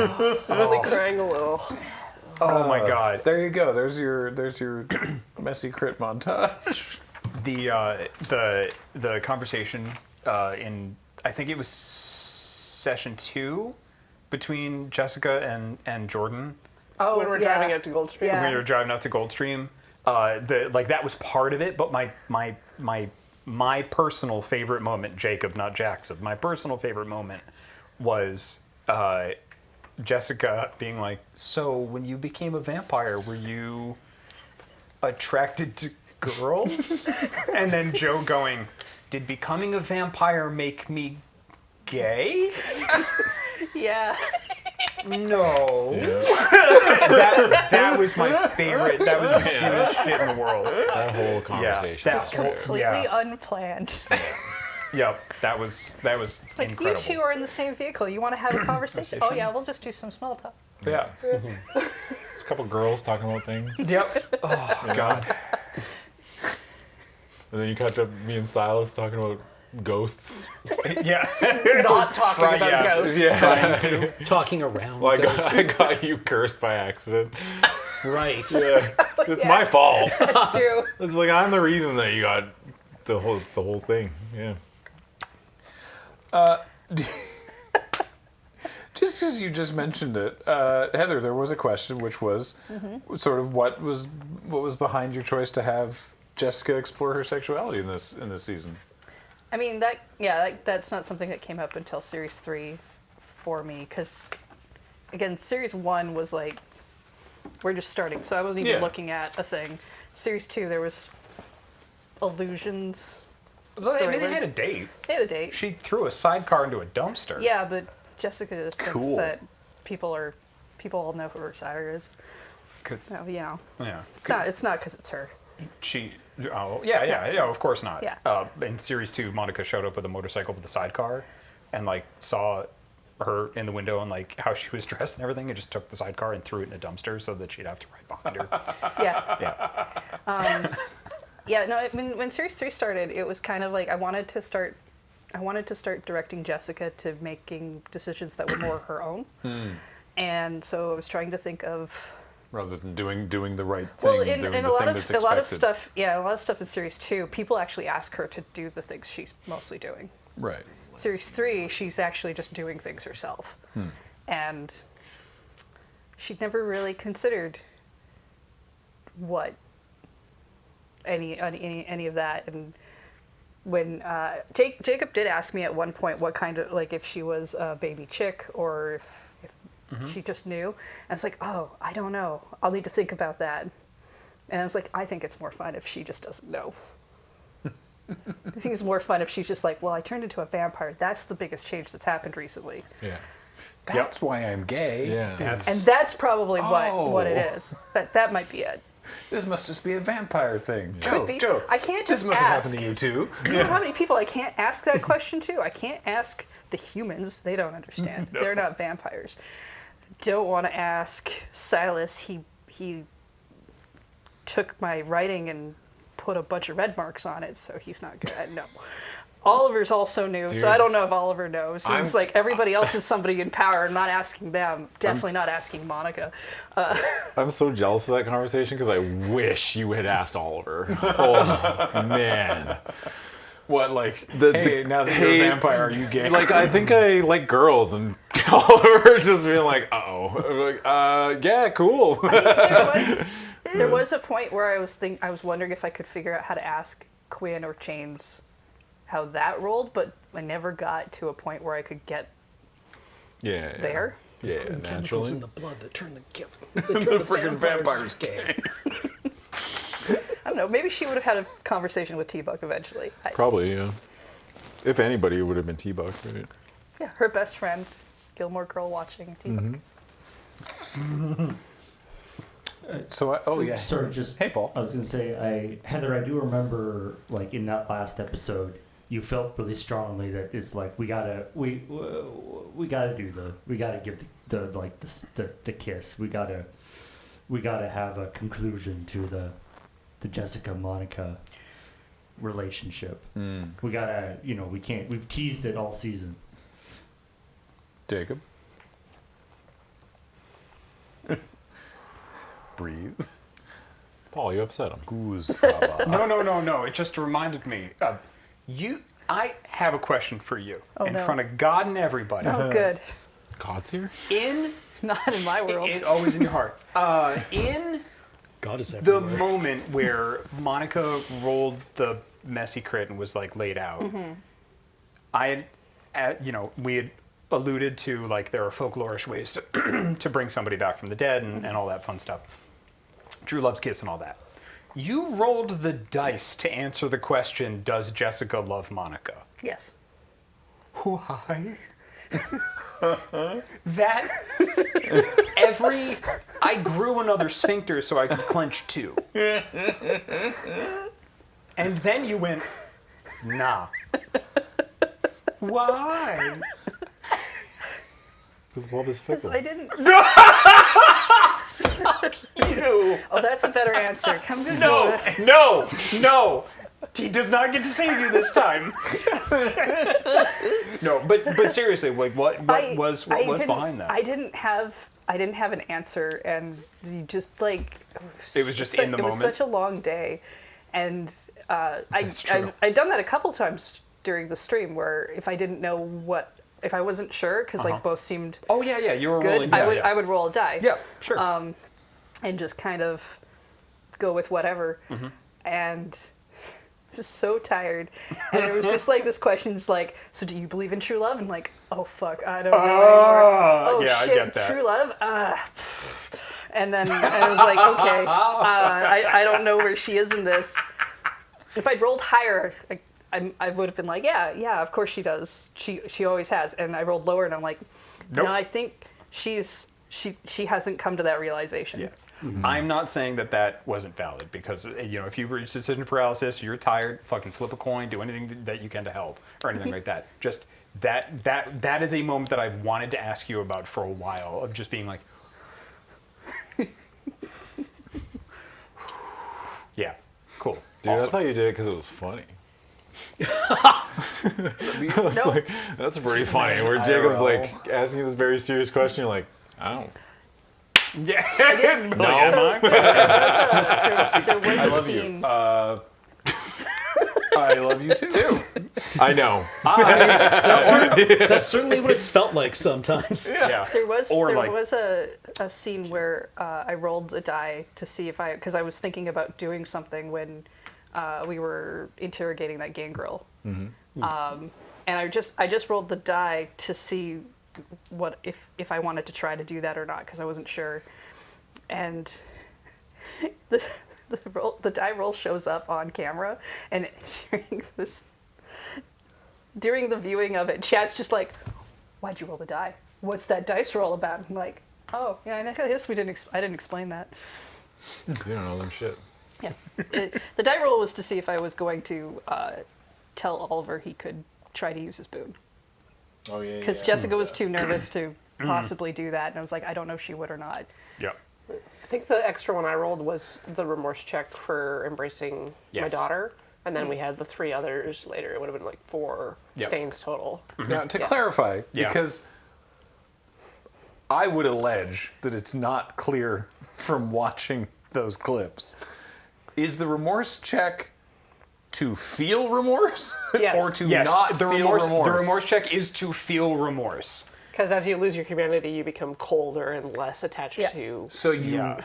human feelings. and want stuff. to feel remorse. Yes, you want Okay. to feel remorse so that it doesn't go, but because of the funniness of the moment, we didn't get to really Yeah. push that. Right.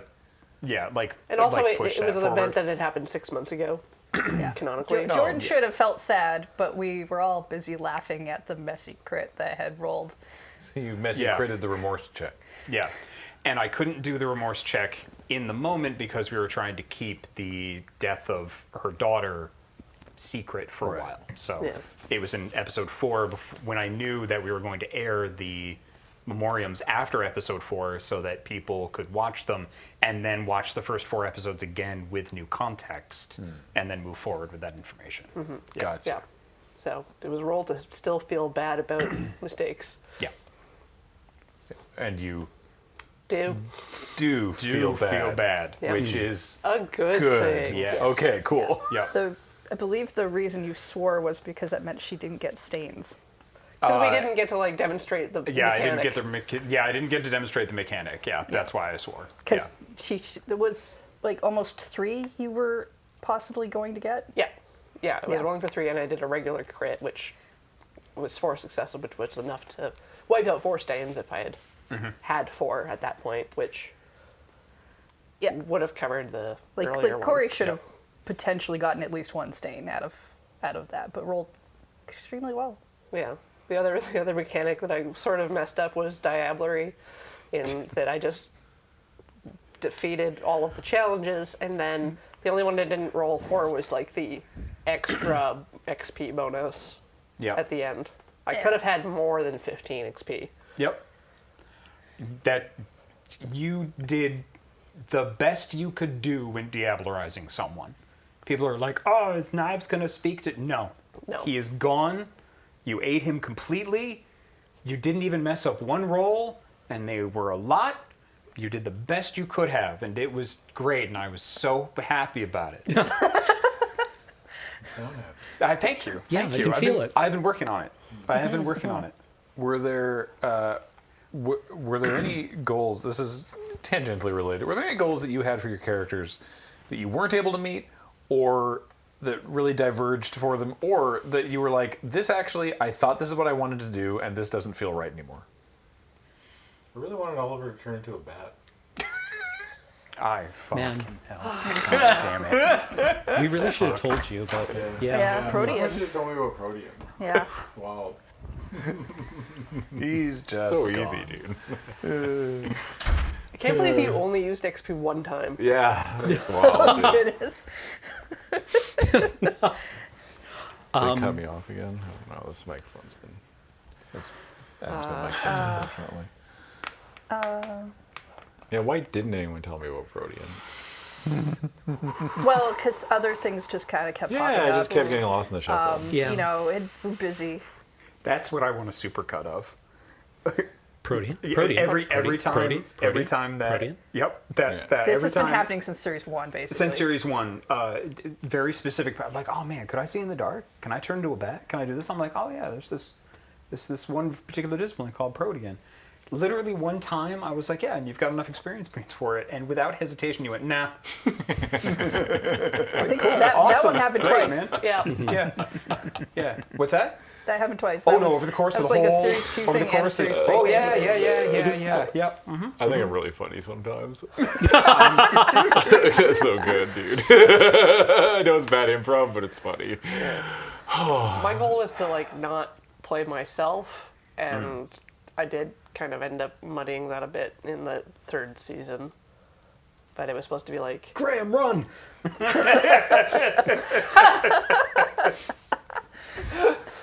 yeah, it's supposed to be a mashup of other people, but I have opinions too. Silas wanted to keep Monica at arm's reach. He doesn't trust her and he doesn't like her. He doesn't like the Giovanni at all. So is that something he didn't get a chance to do? It's his best opportunity to get rid of Monica. Would have been just not to communicate to Jessica. how to save her. Oh yeah, 100%. But Yep. I feel that would have, That would have had some consequences. yeah, Chat would not have liked that. Oh, yeah, I guess. Yeah. Oh, you mean outside the game? Yeah. Yeah. Yeah. But yeah, no, the whole That would have been really binding funny. spirits thing, Does, like, Does the not Tremere like that at all. or? Silas doesn't like that at all. Okay. Like if you had said, Like, I let don't the dead know. be dead kind of thing? Spirits don't work that way as far as Silas is concerned. Okay. They're not your ancestors. All right, I have a bunch of questions that are sort of, they seem to me that they're coming from a sort of like, and then what kind of perspective. We're just like asking to flesh out a couple more things. So I'm gonna go through a bunch of them. Adam, what colors are Marge, T-Buck, and Monica's bandoliers? Oh. Marge is probably purple. T-Buck's pink. That one's easy. What was the third one? Marge, T-Buck, and Monica. Oh, Monica? Like black. Monica's just... Or like a dark green, I would say. Mm-hmm. When I think about ghosts, I think about dark green. Dark green. Yeah. And then the entirety of this question is just Oliver's new last name? Oh yeah, we never really decided on that. Nope. Yeah. Okay. Well, I mean, He ended up... you don't have to answer any of these, Yeah. by the way. Yeah. Oliver. Oliver. Oliver. What was your Like a Pokemon. What was your Nuts. all over these Oliver nuts? Nuts, Yeah. yeah. Oliver Nuts. Oliver Nuts. Yeah. Oliver Oliver Nuts. D. Nuts? Yeah. What's D's? Oliver Nuts. Yeah. Oliver Nuts. Yep. Middle name is D's. Great. Heather. Uh-huh. Any? I'm going to read this one as written as well. Any follow up with Kathy? Question mark. Revenge? Question mark. Kathy moved out. We covered that. Yeah. All right. Yeah. Is this a moved out situation? I didn't touch Kathy. Okay. Okay. Take what that if you will. That's the roommate. Yeah. That was one of my roommates. Yes. Okay. Yes. Oh, because there's a Charles- different question of what is Jessica doing about her roommate? Yeah. Yeah. Which I'm Charles. assuming Charles. Charles. Charles. Yeah. Yeah. Just the one. Yeah, Charles. Oh, okay. Yeah. Great. Just We the are one. the don't- Charles. We don't interact. I feel like Jessica maybe met him once when he came in, Yep. and then Just the one. their paths just don't cross. Yeah. In the Still pays apartment. rent. Yeah, as Yep. long as he's paying rent and Jessica's paying rent, we don't have to talk. Puts up and marks off the chore wheel. Yeah. Well, the Charles wheel. Charles. I am the Charles of this apartment. Cameron, and I guess Jacob more so, what would have been the answer to Silas's question of where is everyone at the Vancouver court if he hadn't failed that role? I don't think I failed. I thought that was the Giovanni getting a messy crit on their opposed roll. Oh, the Puttanesca? Yeah, the Oh, the Puttanesca. Puttanesca? Yeah. So you had had I They're think canon. Okay. Very salty. I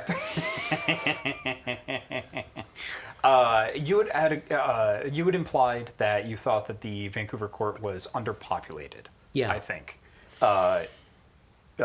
there was an entire other anarch court that you could have gone to.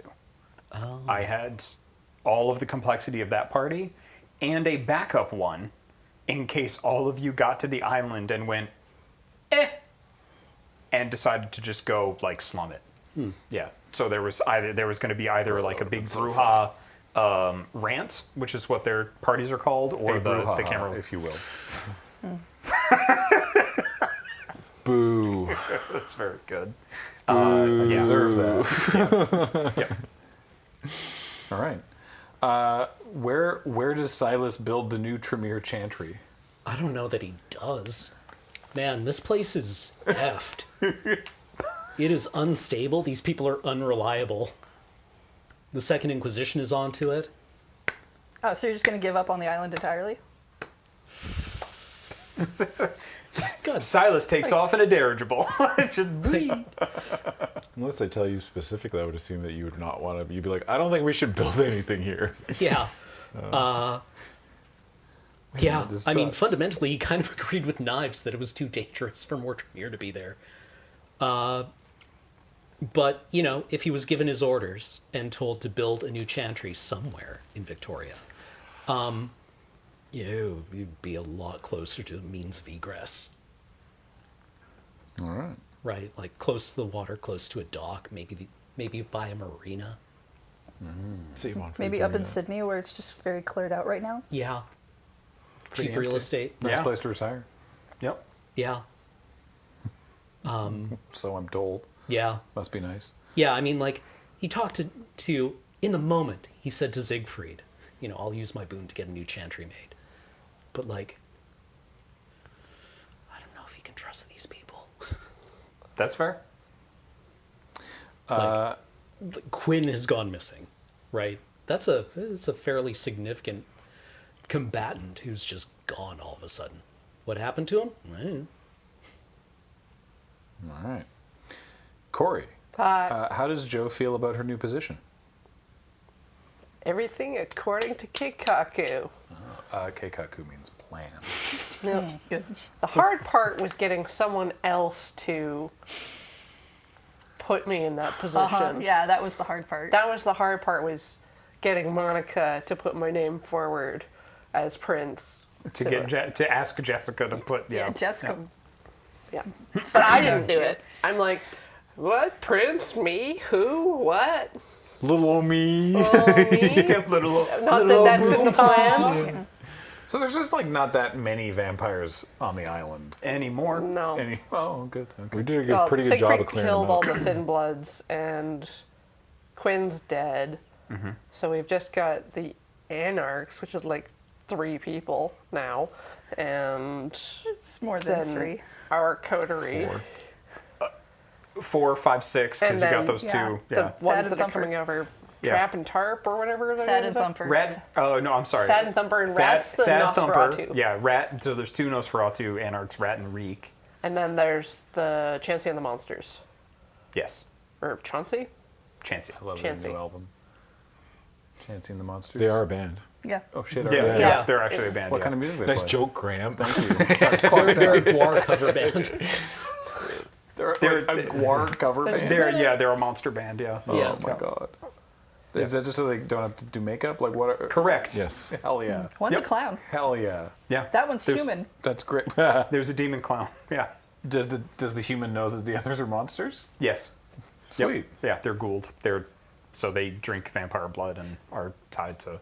Just out of Wait, curiosity, they have to drink the why, blood, but they don't get to be a vampire? That sucks. But they still get to They live. get powers and they get to live in forever. power. They get to be okay. up during the day. Yeah. why do they have a ghoul instead of the entire band being a vampire? Like, Because Chansey killed his girlfriend and couldn't replace her with a vampire.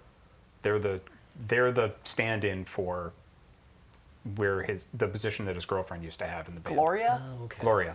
Yep. Yeah. All right.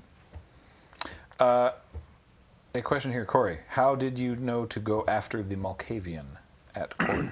I was going to go after the deputy as the other Malkavian. I picked the Malkavians again because they're like an underrepresented clan and would have previously been not allowed at court, right?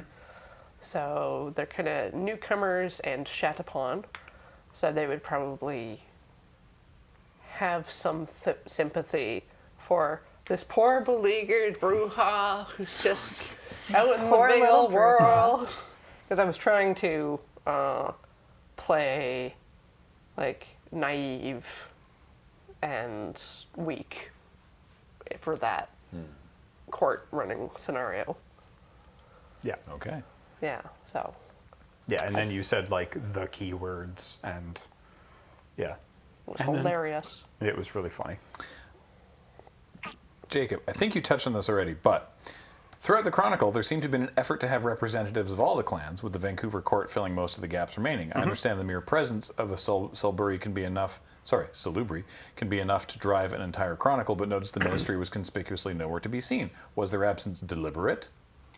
No, they were in the other bits of Vancouver court. There you go. Yep. They were there, they just didn't get run into. Same with the Salubri. Salubri. Thank you. There we go. When did Oliver and Silas lose a point of humanity? So they got stains, and we kind of house ruled it because it was literally the last episode in the finale that when you get a stain, you cannot roll that much humanity, and you don't get the benefits of that until that stain is resolved. So they didn't lose humanity; it just their humanity took damage, essentially. Gotcha. Yeah. So they couldn't enjoy the benefits of having that level of humanity. They automatically went down one because of the stain. Yeah, because evil book, and Oliver intentionally went against his character's convictions. Ah. Yeah. Nice.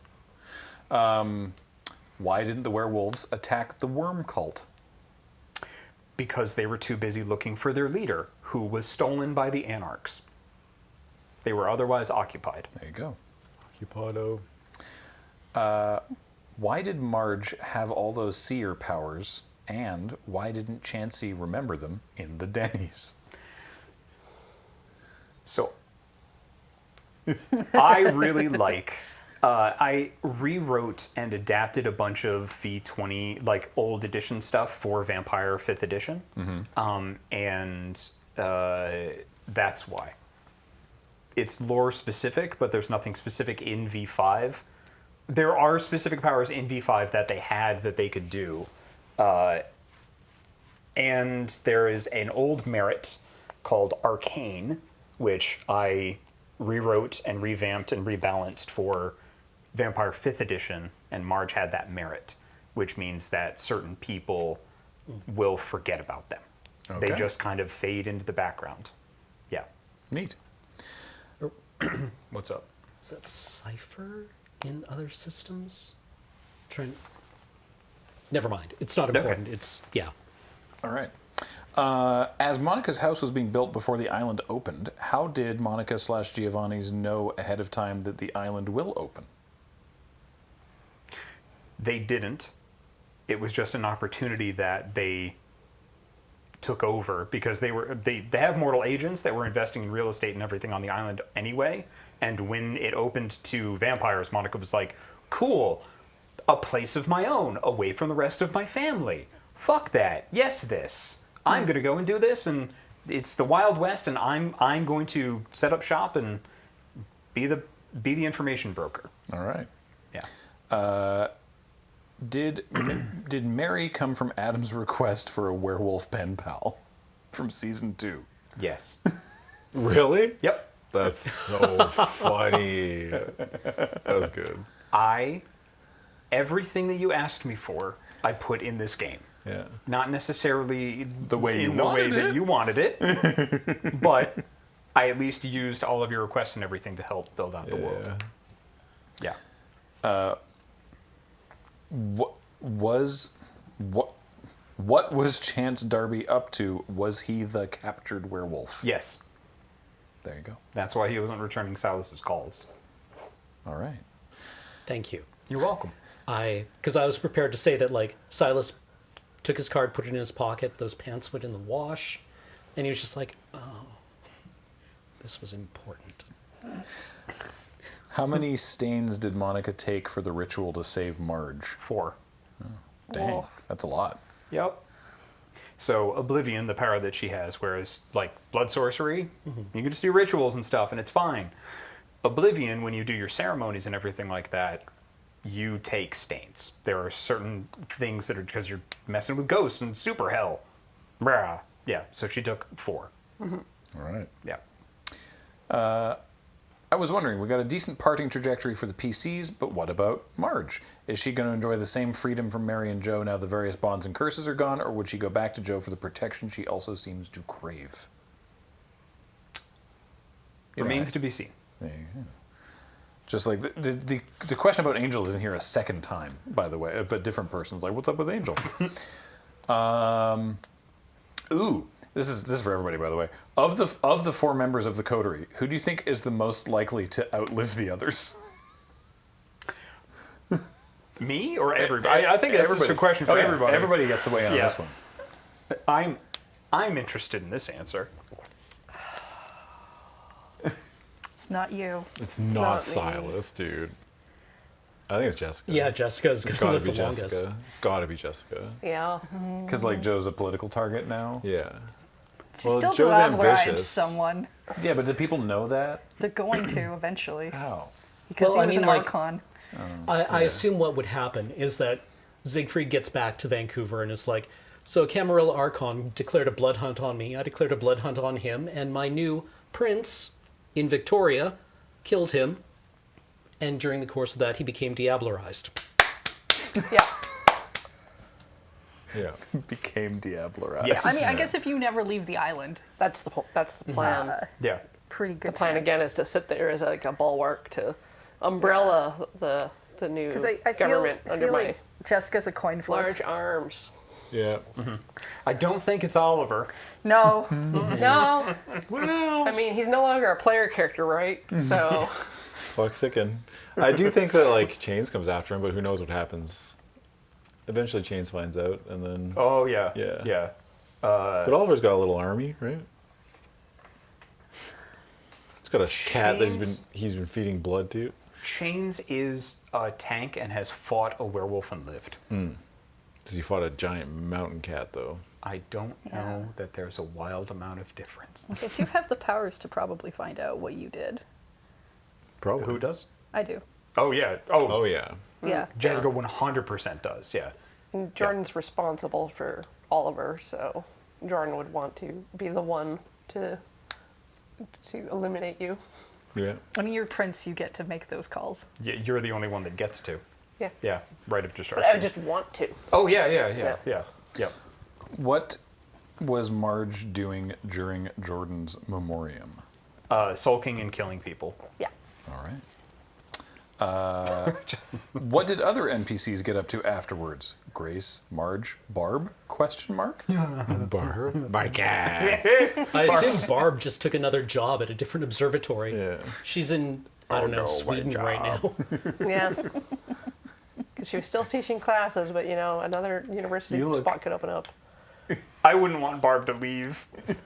Also, when I Love spawned Barb. her name was Beth. Or Beth. Yeah, I'm sorry, you're right. it's Beth. Beth. But Barb It's Beth. is also just She answers to Barb. Barb, Elizabeth, BB. I feel like Dr. Burger. Silas might have called her Barb. Her middle name could be Barb. Oh. Beth Barb Burger. Yeah, Elizabeth Barbara. Elizabeth Barbara Burger is actually like that's got a good rhythm. That's really nice. Elizabeth Barbara Burger. All right, so that one's maybe canon. Check one's- those trips. Oh, that name is canon now. Yeah, Okay, agreed. great. Because Yeah, it's your oh, character. yeah, yeah. Cool, Okay, great. cool. What happens to the rest of them? Yeah, I just assume they play a lot of Xbox. Oh yeah, I mean T-Buck. It's a new Call Nobody- of Duty every year. Yeah, nobody Finished Gilmore Girls. finished Gilmore Girls. Yeah. Jessica doesn't tell him to not do things, so Nope. he continues his little meth empire. Yeah, I realized I probably should have asked why he was storing a runner down in the basement, and I just didn't. this was 2018. This is 2018. Okay, yeah. so he probably like shifts to fentanyl. Oh yeah, he'll most Yeah. likely do that. Yeah, yeah. Good. Okay, yeah. great. Takes As over long the- as he's thriving. Yeah. This year he moves into the sudden void in the Captagon trade. Yeah. He also makes Like, wow, 2018 and fentanyl was a big exploding one. blood and Yeah, He got me my yeah. grenades. vampire HRT. Yeah. Yeah. Yep. He's very useful to have. Yeah. So he starts. He expands both the mortal and the vampire drug trade. Grace remains to be seen. I think. What was she studying at school? Humanities. Yeah. So, Yeah. So she just lied and said, shop." When Right. Yeah, in front of a shop teacher, or a previously shop teacher. And then Monica, remains to be seen. Yeah, yeah. I don't understand the context behind this question, but I'm going to read it as written because you looked these over. Has Jacob renamed Downtime after this game? Yeah, I did. Yeah, I renamed it to Don't. Just don't. Just don't So include it every anymore? time, the context behind that Thank you. is I like to give, like, there's hey, here's things that are happening and whatnot, and then there's downtime. Generally, how I run my downtime is like you spend it like currency. You've got 7 nights. What do you want to do? Right. Okay. It is a time for the players to push their own agendas or start some projects. And sometimes, most of the time, the intention is that they are simple rolls. Sometimes, a nice little scene, give a little vignette, blah, blah, blah. These motherfuckers just rolled messy crits in the middle of every single goddamn downtime, so they just turned into like these big, important fucking moments that just got wild. Diablery. Yeah, the like diablery was a diablery. downtime. Yeah, that happened during downtime. Oh, fuck. You know what? I'll be back in 20 minutes. Go Yeah. do some dabblery. Yeah. Just Downtime is now uptime. Uptime, yeah. What's up? Downtime, girl. Not much. What's up? You know, I feel like drinking some fucking Heart's Blood. Who wants to go get some Heart's Blood? Yeah, I can go. It's fresh. It's fresh. Hell yeah, brother. Let's go. Yeah, that's what happened They during quote weren't unquote all- downtime. They weren't all like that. I tried to write a letter during one. That's You true. almost frenzied. Yeah. I just hung out with my cat. While writing a letter. It was really hard to It was write. really hard to write. You had to write to your dad, and you know he's going to show up if you don't. I mean, that is like every time I've ever had to write a cover letter. Goodness. My own biography. Super Yeah. Hell was downtime? Yeah. Yeah, It Super was Hell Oh, was yeah, downtime. Super Hell was downtime. Super Hell was supposed to be downtime, yeah. But that was them. That was That because is true. They Yeah, that's brought true. That was- Marge that was- to their book reading. That is true. Yeah. They brought Marge to book club. We brought Marge to book club and now we're in hell. Yep. We brought Marge to book club and now we're in hell. Yeah. Super Hell. Super hell. Yeah. What a sentence. I joined a club during downtime. At least it wasn't under hell. A book club? No, the Anarchs. That would have been one more. Yeah, one more super step. hell, Yeah, hell, super under under hell. Yeah. Question about Then that there's like actually. an anti-hell. Would an anarch island have been allowed long term with Mask as Prince of Vancouver? There would have been a war. Yeah, there would have been a war. So Between Hoomst and Hoomst. between the Camarilla. Because Mask was trying to turn Vancouver into, instead of from being independent, turn it into a Camarilla city while the former prince was indisposed. And then if the island went full anarch, or at least independent anarch adjacent, if the Camarilla were literally just across the water, they would have eventually started to try to push in. Yeah. All right. Yep.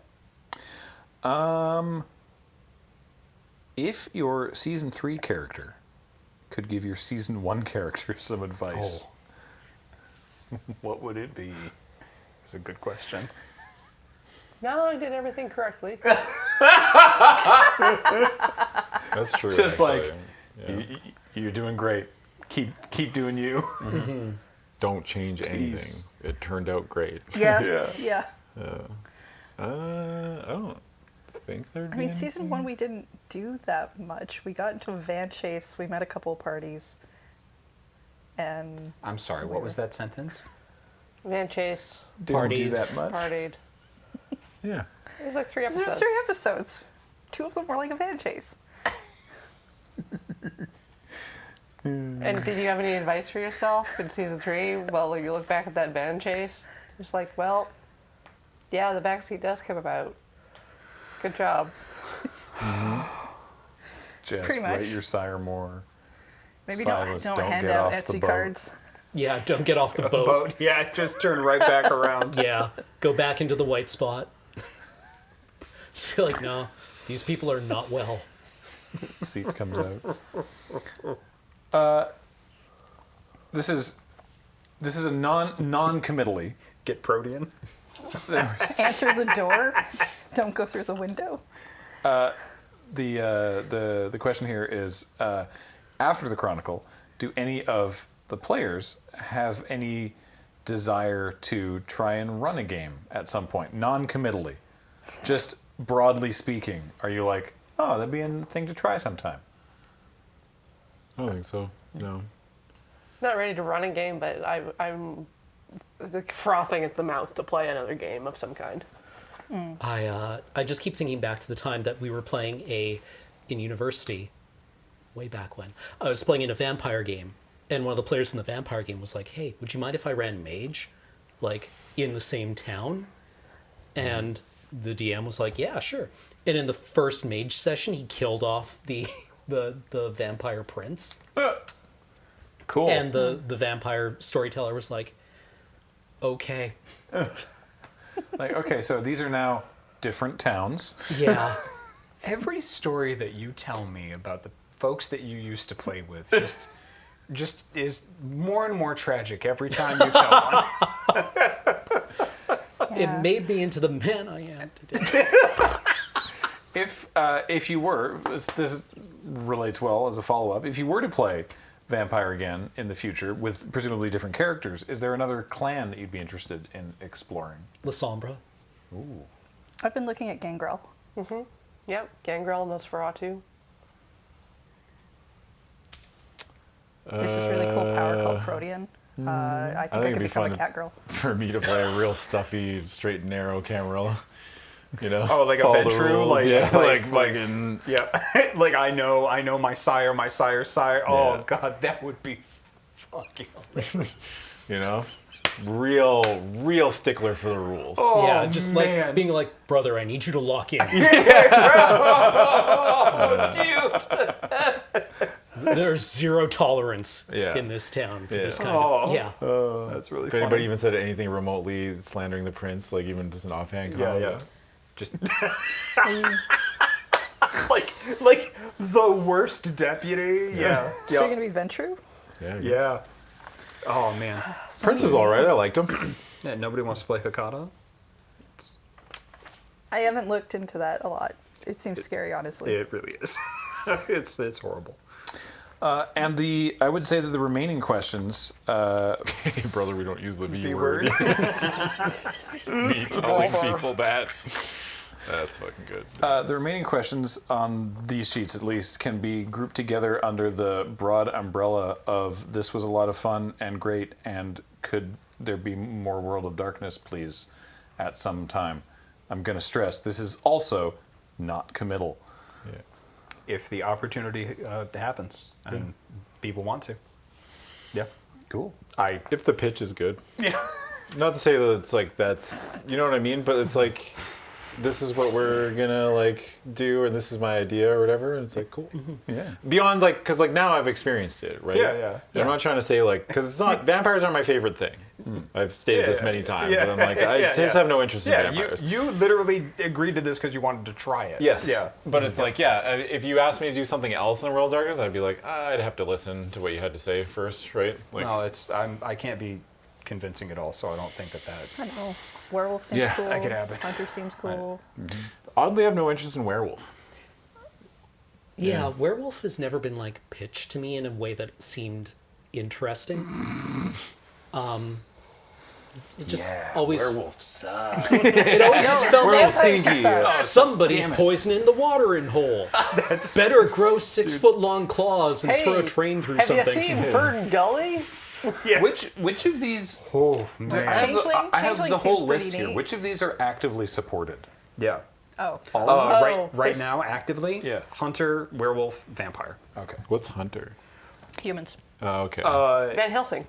Yeah, well, Van Helsing, if he worked at a gas station and he saw a vampire eat a Van man Pompen. one night and went, oh no. And then the vampire looked at him and he had to run. And then he was like, I've got to find out what that was and try and kill him. And then it's a bunch of other kooks going like, yeah, I done saw it too. They're not like hicks or anything, but it's a bunch of Mine normal would be people. a hick. Mine would be a kick on a brother. Those Yeah. vampires Yeah. don't belong. Just like T-Buck's cousin. But Hunter is literally like just a bunch of people that are kind of keyed into supernatural stuff and hunt them. Do they just get like, they're just normal, regular They're people? just people. Why did they just get They're very massacred? squishy. Yeah, they're very Because squishy. they can go out in the daytime Yeah. and plan. Yeah, remember what we did to Reverend Brother Sweetwater? Imagine if we just did that to him during the day. Oh, yeah, Yeah. that makes sense. And because vampires are so arrogant a lot of times and feel like they're immortal because they are, Yeah. a lot of times it's like, yeah, the waitress that you've been, flirting with and like grooming for the past like 3 months has just been casing you, and suddenly her and her weird group of other people are just in your house ready with stakes and flamethrowers and a lighter and a spray can and stuff. That's interesting. Yeah. The problem with running Hunter I've always been told is that you have to be very careful about the table because you don't want players who are like, that's a 3rd level or a 3 dots in a tenebration. You know exactly what this is now. I don't think there'd be any danger with you 4 with that. No, dude, I don't have any you idea.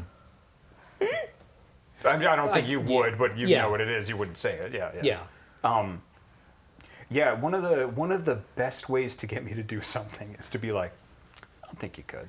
I'm like, all right. Yeah, exactly. Werewolf sucks. Yeah. Does it? Ah. Yeah.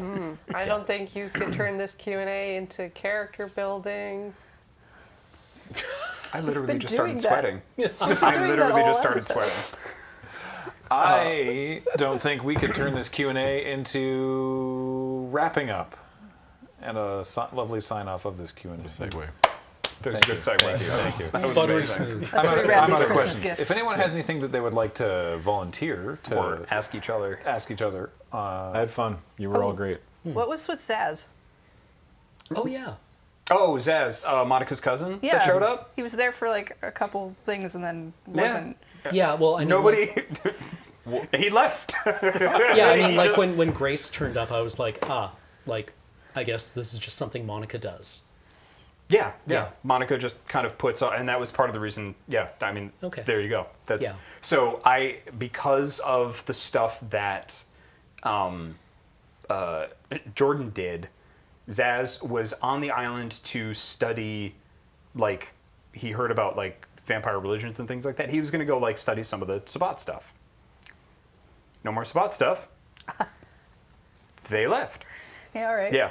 So they study vampiric religions and things like that. So What was up with Monica's little butler? Was he just a ghoul? Giuseppe? Giuseppe,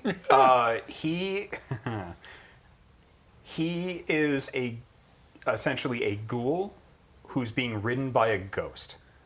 Sick. So, yeah. With He's- a ghost inside him. Yeah, we saw Yeah, him. pretty much, Well, yeah. I saw him Yeah. Hell yeah. briefly. Yep. It's creepy. Yeah. He's a ghoul that has a ghost in him. That's tight. Yep. So he's still Giuseppe, but there's something else Is that riding him. How he was able to fade away so easily Yes. to go get the Yep. SI He went agents? into the Shadowlands. Like he essentially went into the Shadowlands. And then came out of the Shadowlands, like out of a mirror near the guy, tore him to bits, took his arm and his wallet and stuff. Other guy ran off, and then he literally just walked back. Yep. Yeah. All the super hell stuff that you went through was literally just a description of Wraith. Like, of Yeah, all but of you the- already said no to Wraith. Yeah. Yeah, I'm not doing that. I'm not running Wraith. No way. I the, don't the two times I've played Wraith, I've wept like a baby. Like you're dead. The whole thing is the world of darkness, except you're dead. Like it is at once the saddest and most hopeful game. I don't want to. Fair. Yeah. I am not. I am resisting the urge to say, but you couldn't run Wraith because it'd be funny. But I'm not saying that. Yeah. I'm not saying that, Jacob. I'm not saying that. I believe you. Yeah. I believe you. We respect boundaries. Yeah, oh, yeah, big time. If we've learned nothing else from Vampire, Let's run a hunter game so my character can build a boundary. You know? with razor wire. Yeah, they aren't getting in. Yeah. Yeah. There we go. Yeah. Then. So that's Giuseppe, and Trying to think of who else. Oh, when you do, was there any particular inspirations for your voices for different characters? Chansey, Monica. Other than just purely like this is the character. Did you plan those voices beforehand, or is it just in the moment at the table? I guess it's this voice now. some of them. Yeah, some of them are. Chansey was something that I had. Yeah, Chansey I had already because I just thought it was going to be funny with like a Nosferatu with jacked up teeth that just talk like this all the time. Like, hey guys, I'm a band leader. Just hits on absolutely anything that's even remotely attractive. A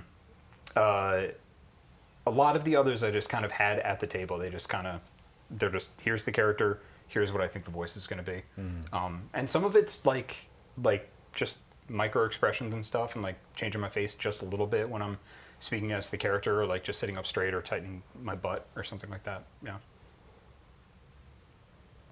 Cool. and sometimes it's just bad celebrity impressions. That's most impressions. Yeah. Yep. But that's a really good way to develop voices for NPCs and things like that. Just pick a celebrity that you think is close to the character and impersonate their voice badly, because nobody's going to be like, oh, that's Christopher Walken, but bad. They're going to be like, oh, that's Thrathgar the Mighty, who kind of talks like this a little bit. Like, you don't have to do it well. Fighters. Like, yeah. Fuck Thrathgar. I hate that guy. Oh, God, what a dick. Yeah. I just But he realized can dance. Quinn was from Chicago, right? Yes, Quinn was from He raced Chicago. in the 80s. Yep. His theme music would be like Original House. Nice. Yeah. Nice. Yeah. Quinn was a distant relative of the current Chicago Prince. It's so good. Ooh. Yeah. 3 hours later. I just a bunch of little Yeah. stuff. Anyway, yes. Welcome to my head. Yeah. I haven't listened to a single thing that anyone has said in those last sick. 3 hours. I love that. Alrighty. I think we're good then. Yeah. Wonderful. Hey, thanks everybody for joining us and for all of your questions. Yeah. That was great. Jacob, thanks for cutting the questions down to a manageable Yeah, thank you, Jacob. manageable That's a stack. lot. That was Yeah. great. Really My pleasure. appreciate that. And of course, thank you to Corey, Hi. and Heather, Hello. and Adam, and Cameron, You're welcome. and Jacob for being here this evening to answer all your questions. Yeah. I've been Graham. Paul was on tech all evening. And we want to remind everyone that Dice Friends is brought to you by Dragon Shield. Check out... if you want to buy anything from Dragon Shield, use the code LRMGG5 and get yourself 5% off. And of course, this show and everything we do here at Loading Ready Run is brought to you by you and your kind support of our Patreon at patreon.com/loadingreadyrun, or by subscribing on Twitch if you're watching live, or by becoming a member on the YouTube channel if you're watching the VOD. So, until next time, what's up, Jacob? I just wanted to say thank you to everybody before we sign off. I missed my moment going into the spiels, but thank you. This was great. Thank you, It was Jacob. fun. Yay. Truly. I mean, this in the nicest way possible. I had way more fun than I thought I was going to have. That is, I fully understand and appreciate and accept that statement. Yeah. Yeah, thanks to everyone here and Jordan for putting the show together and making it work. Yeah. Really appreciate that. And thanks all of you for watching and being so invested. Those Discord threads Yeah. will not quiet down. So thank you. Really appreciate it. I heard they're popping. Those who like it a lot. Yeah. All right. We'll see you next time. Bye, everybody.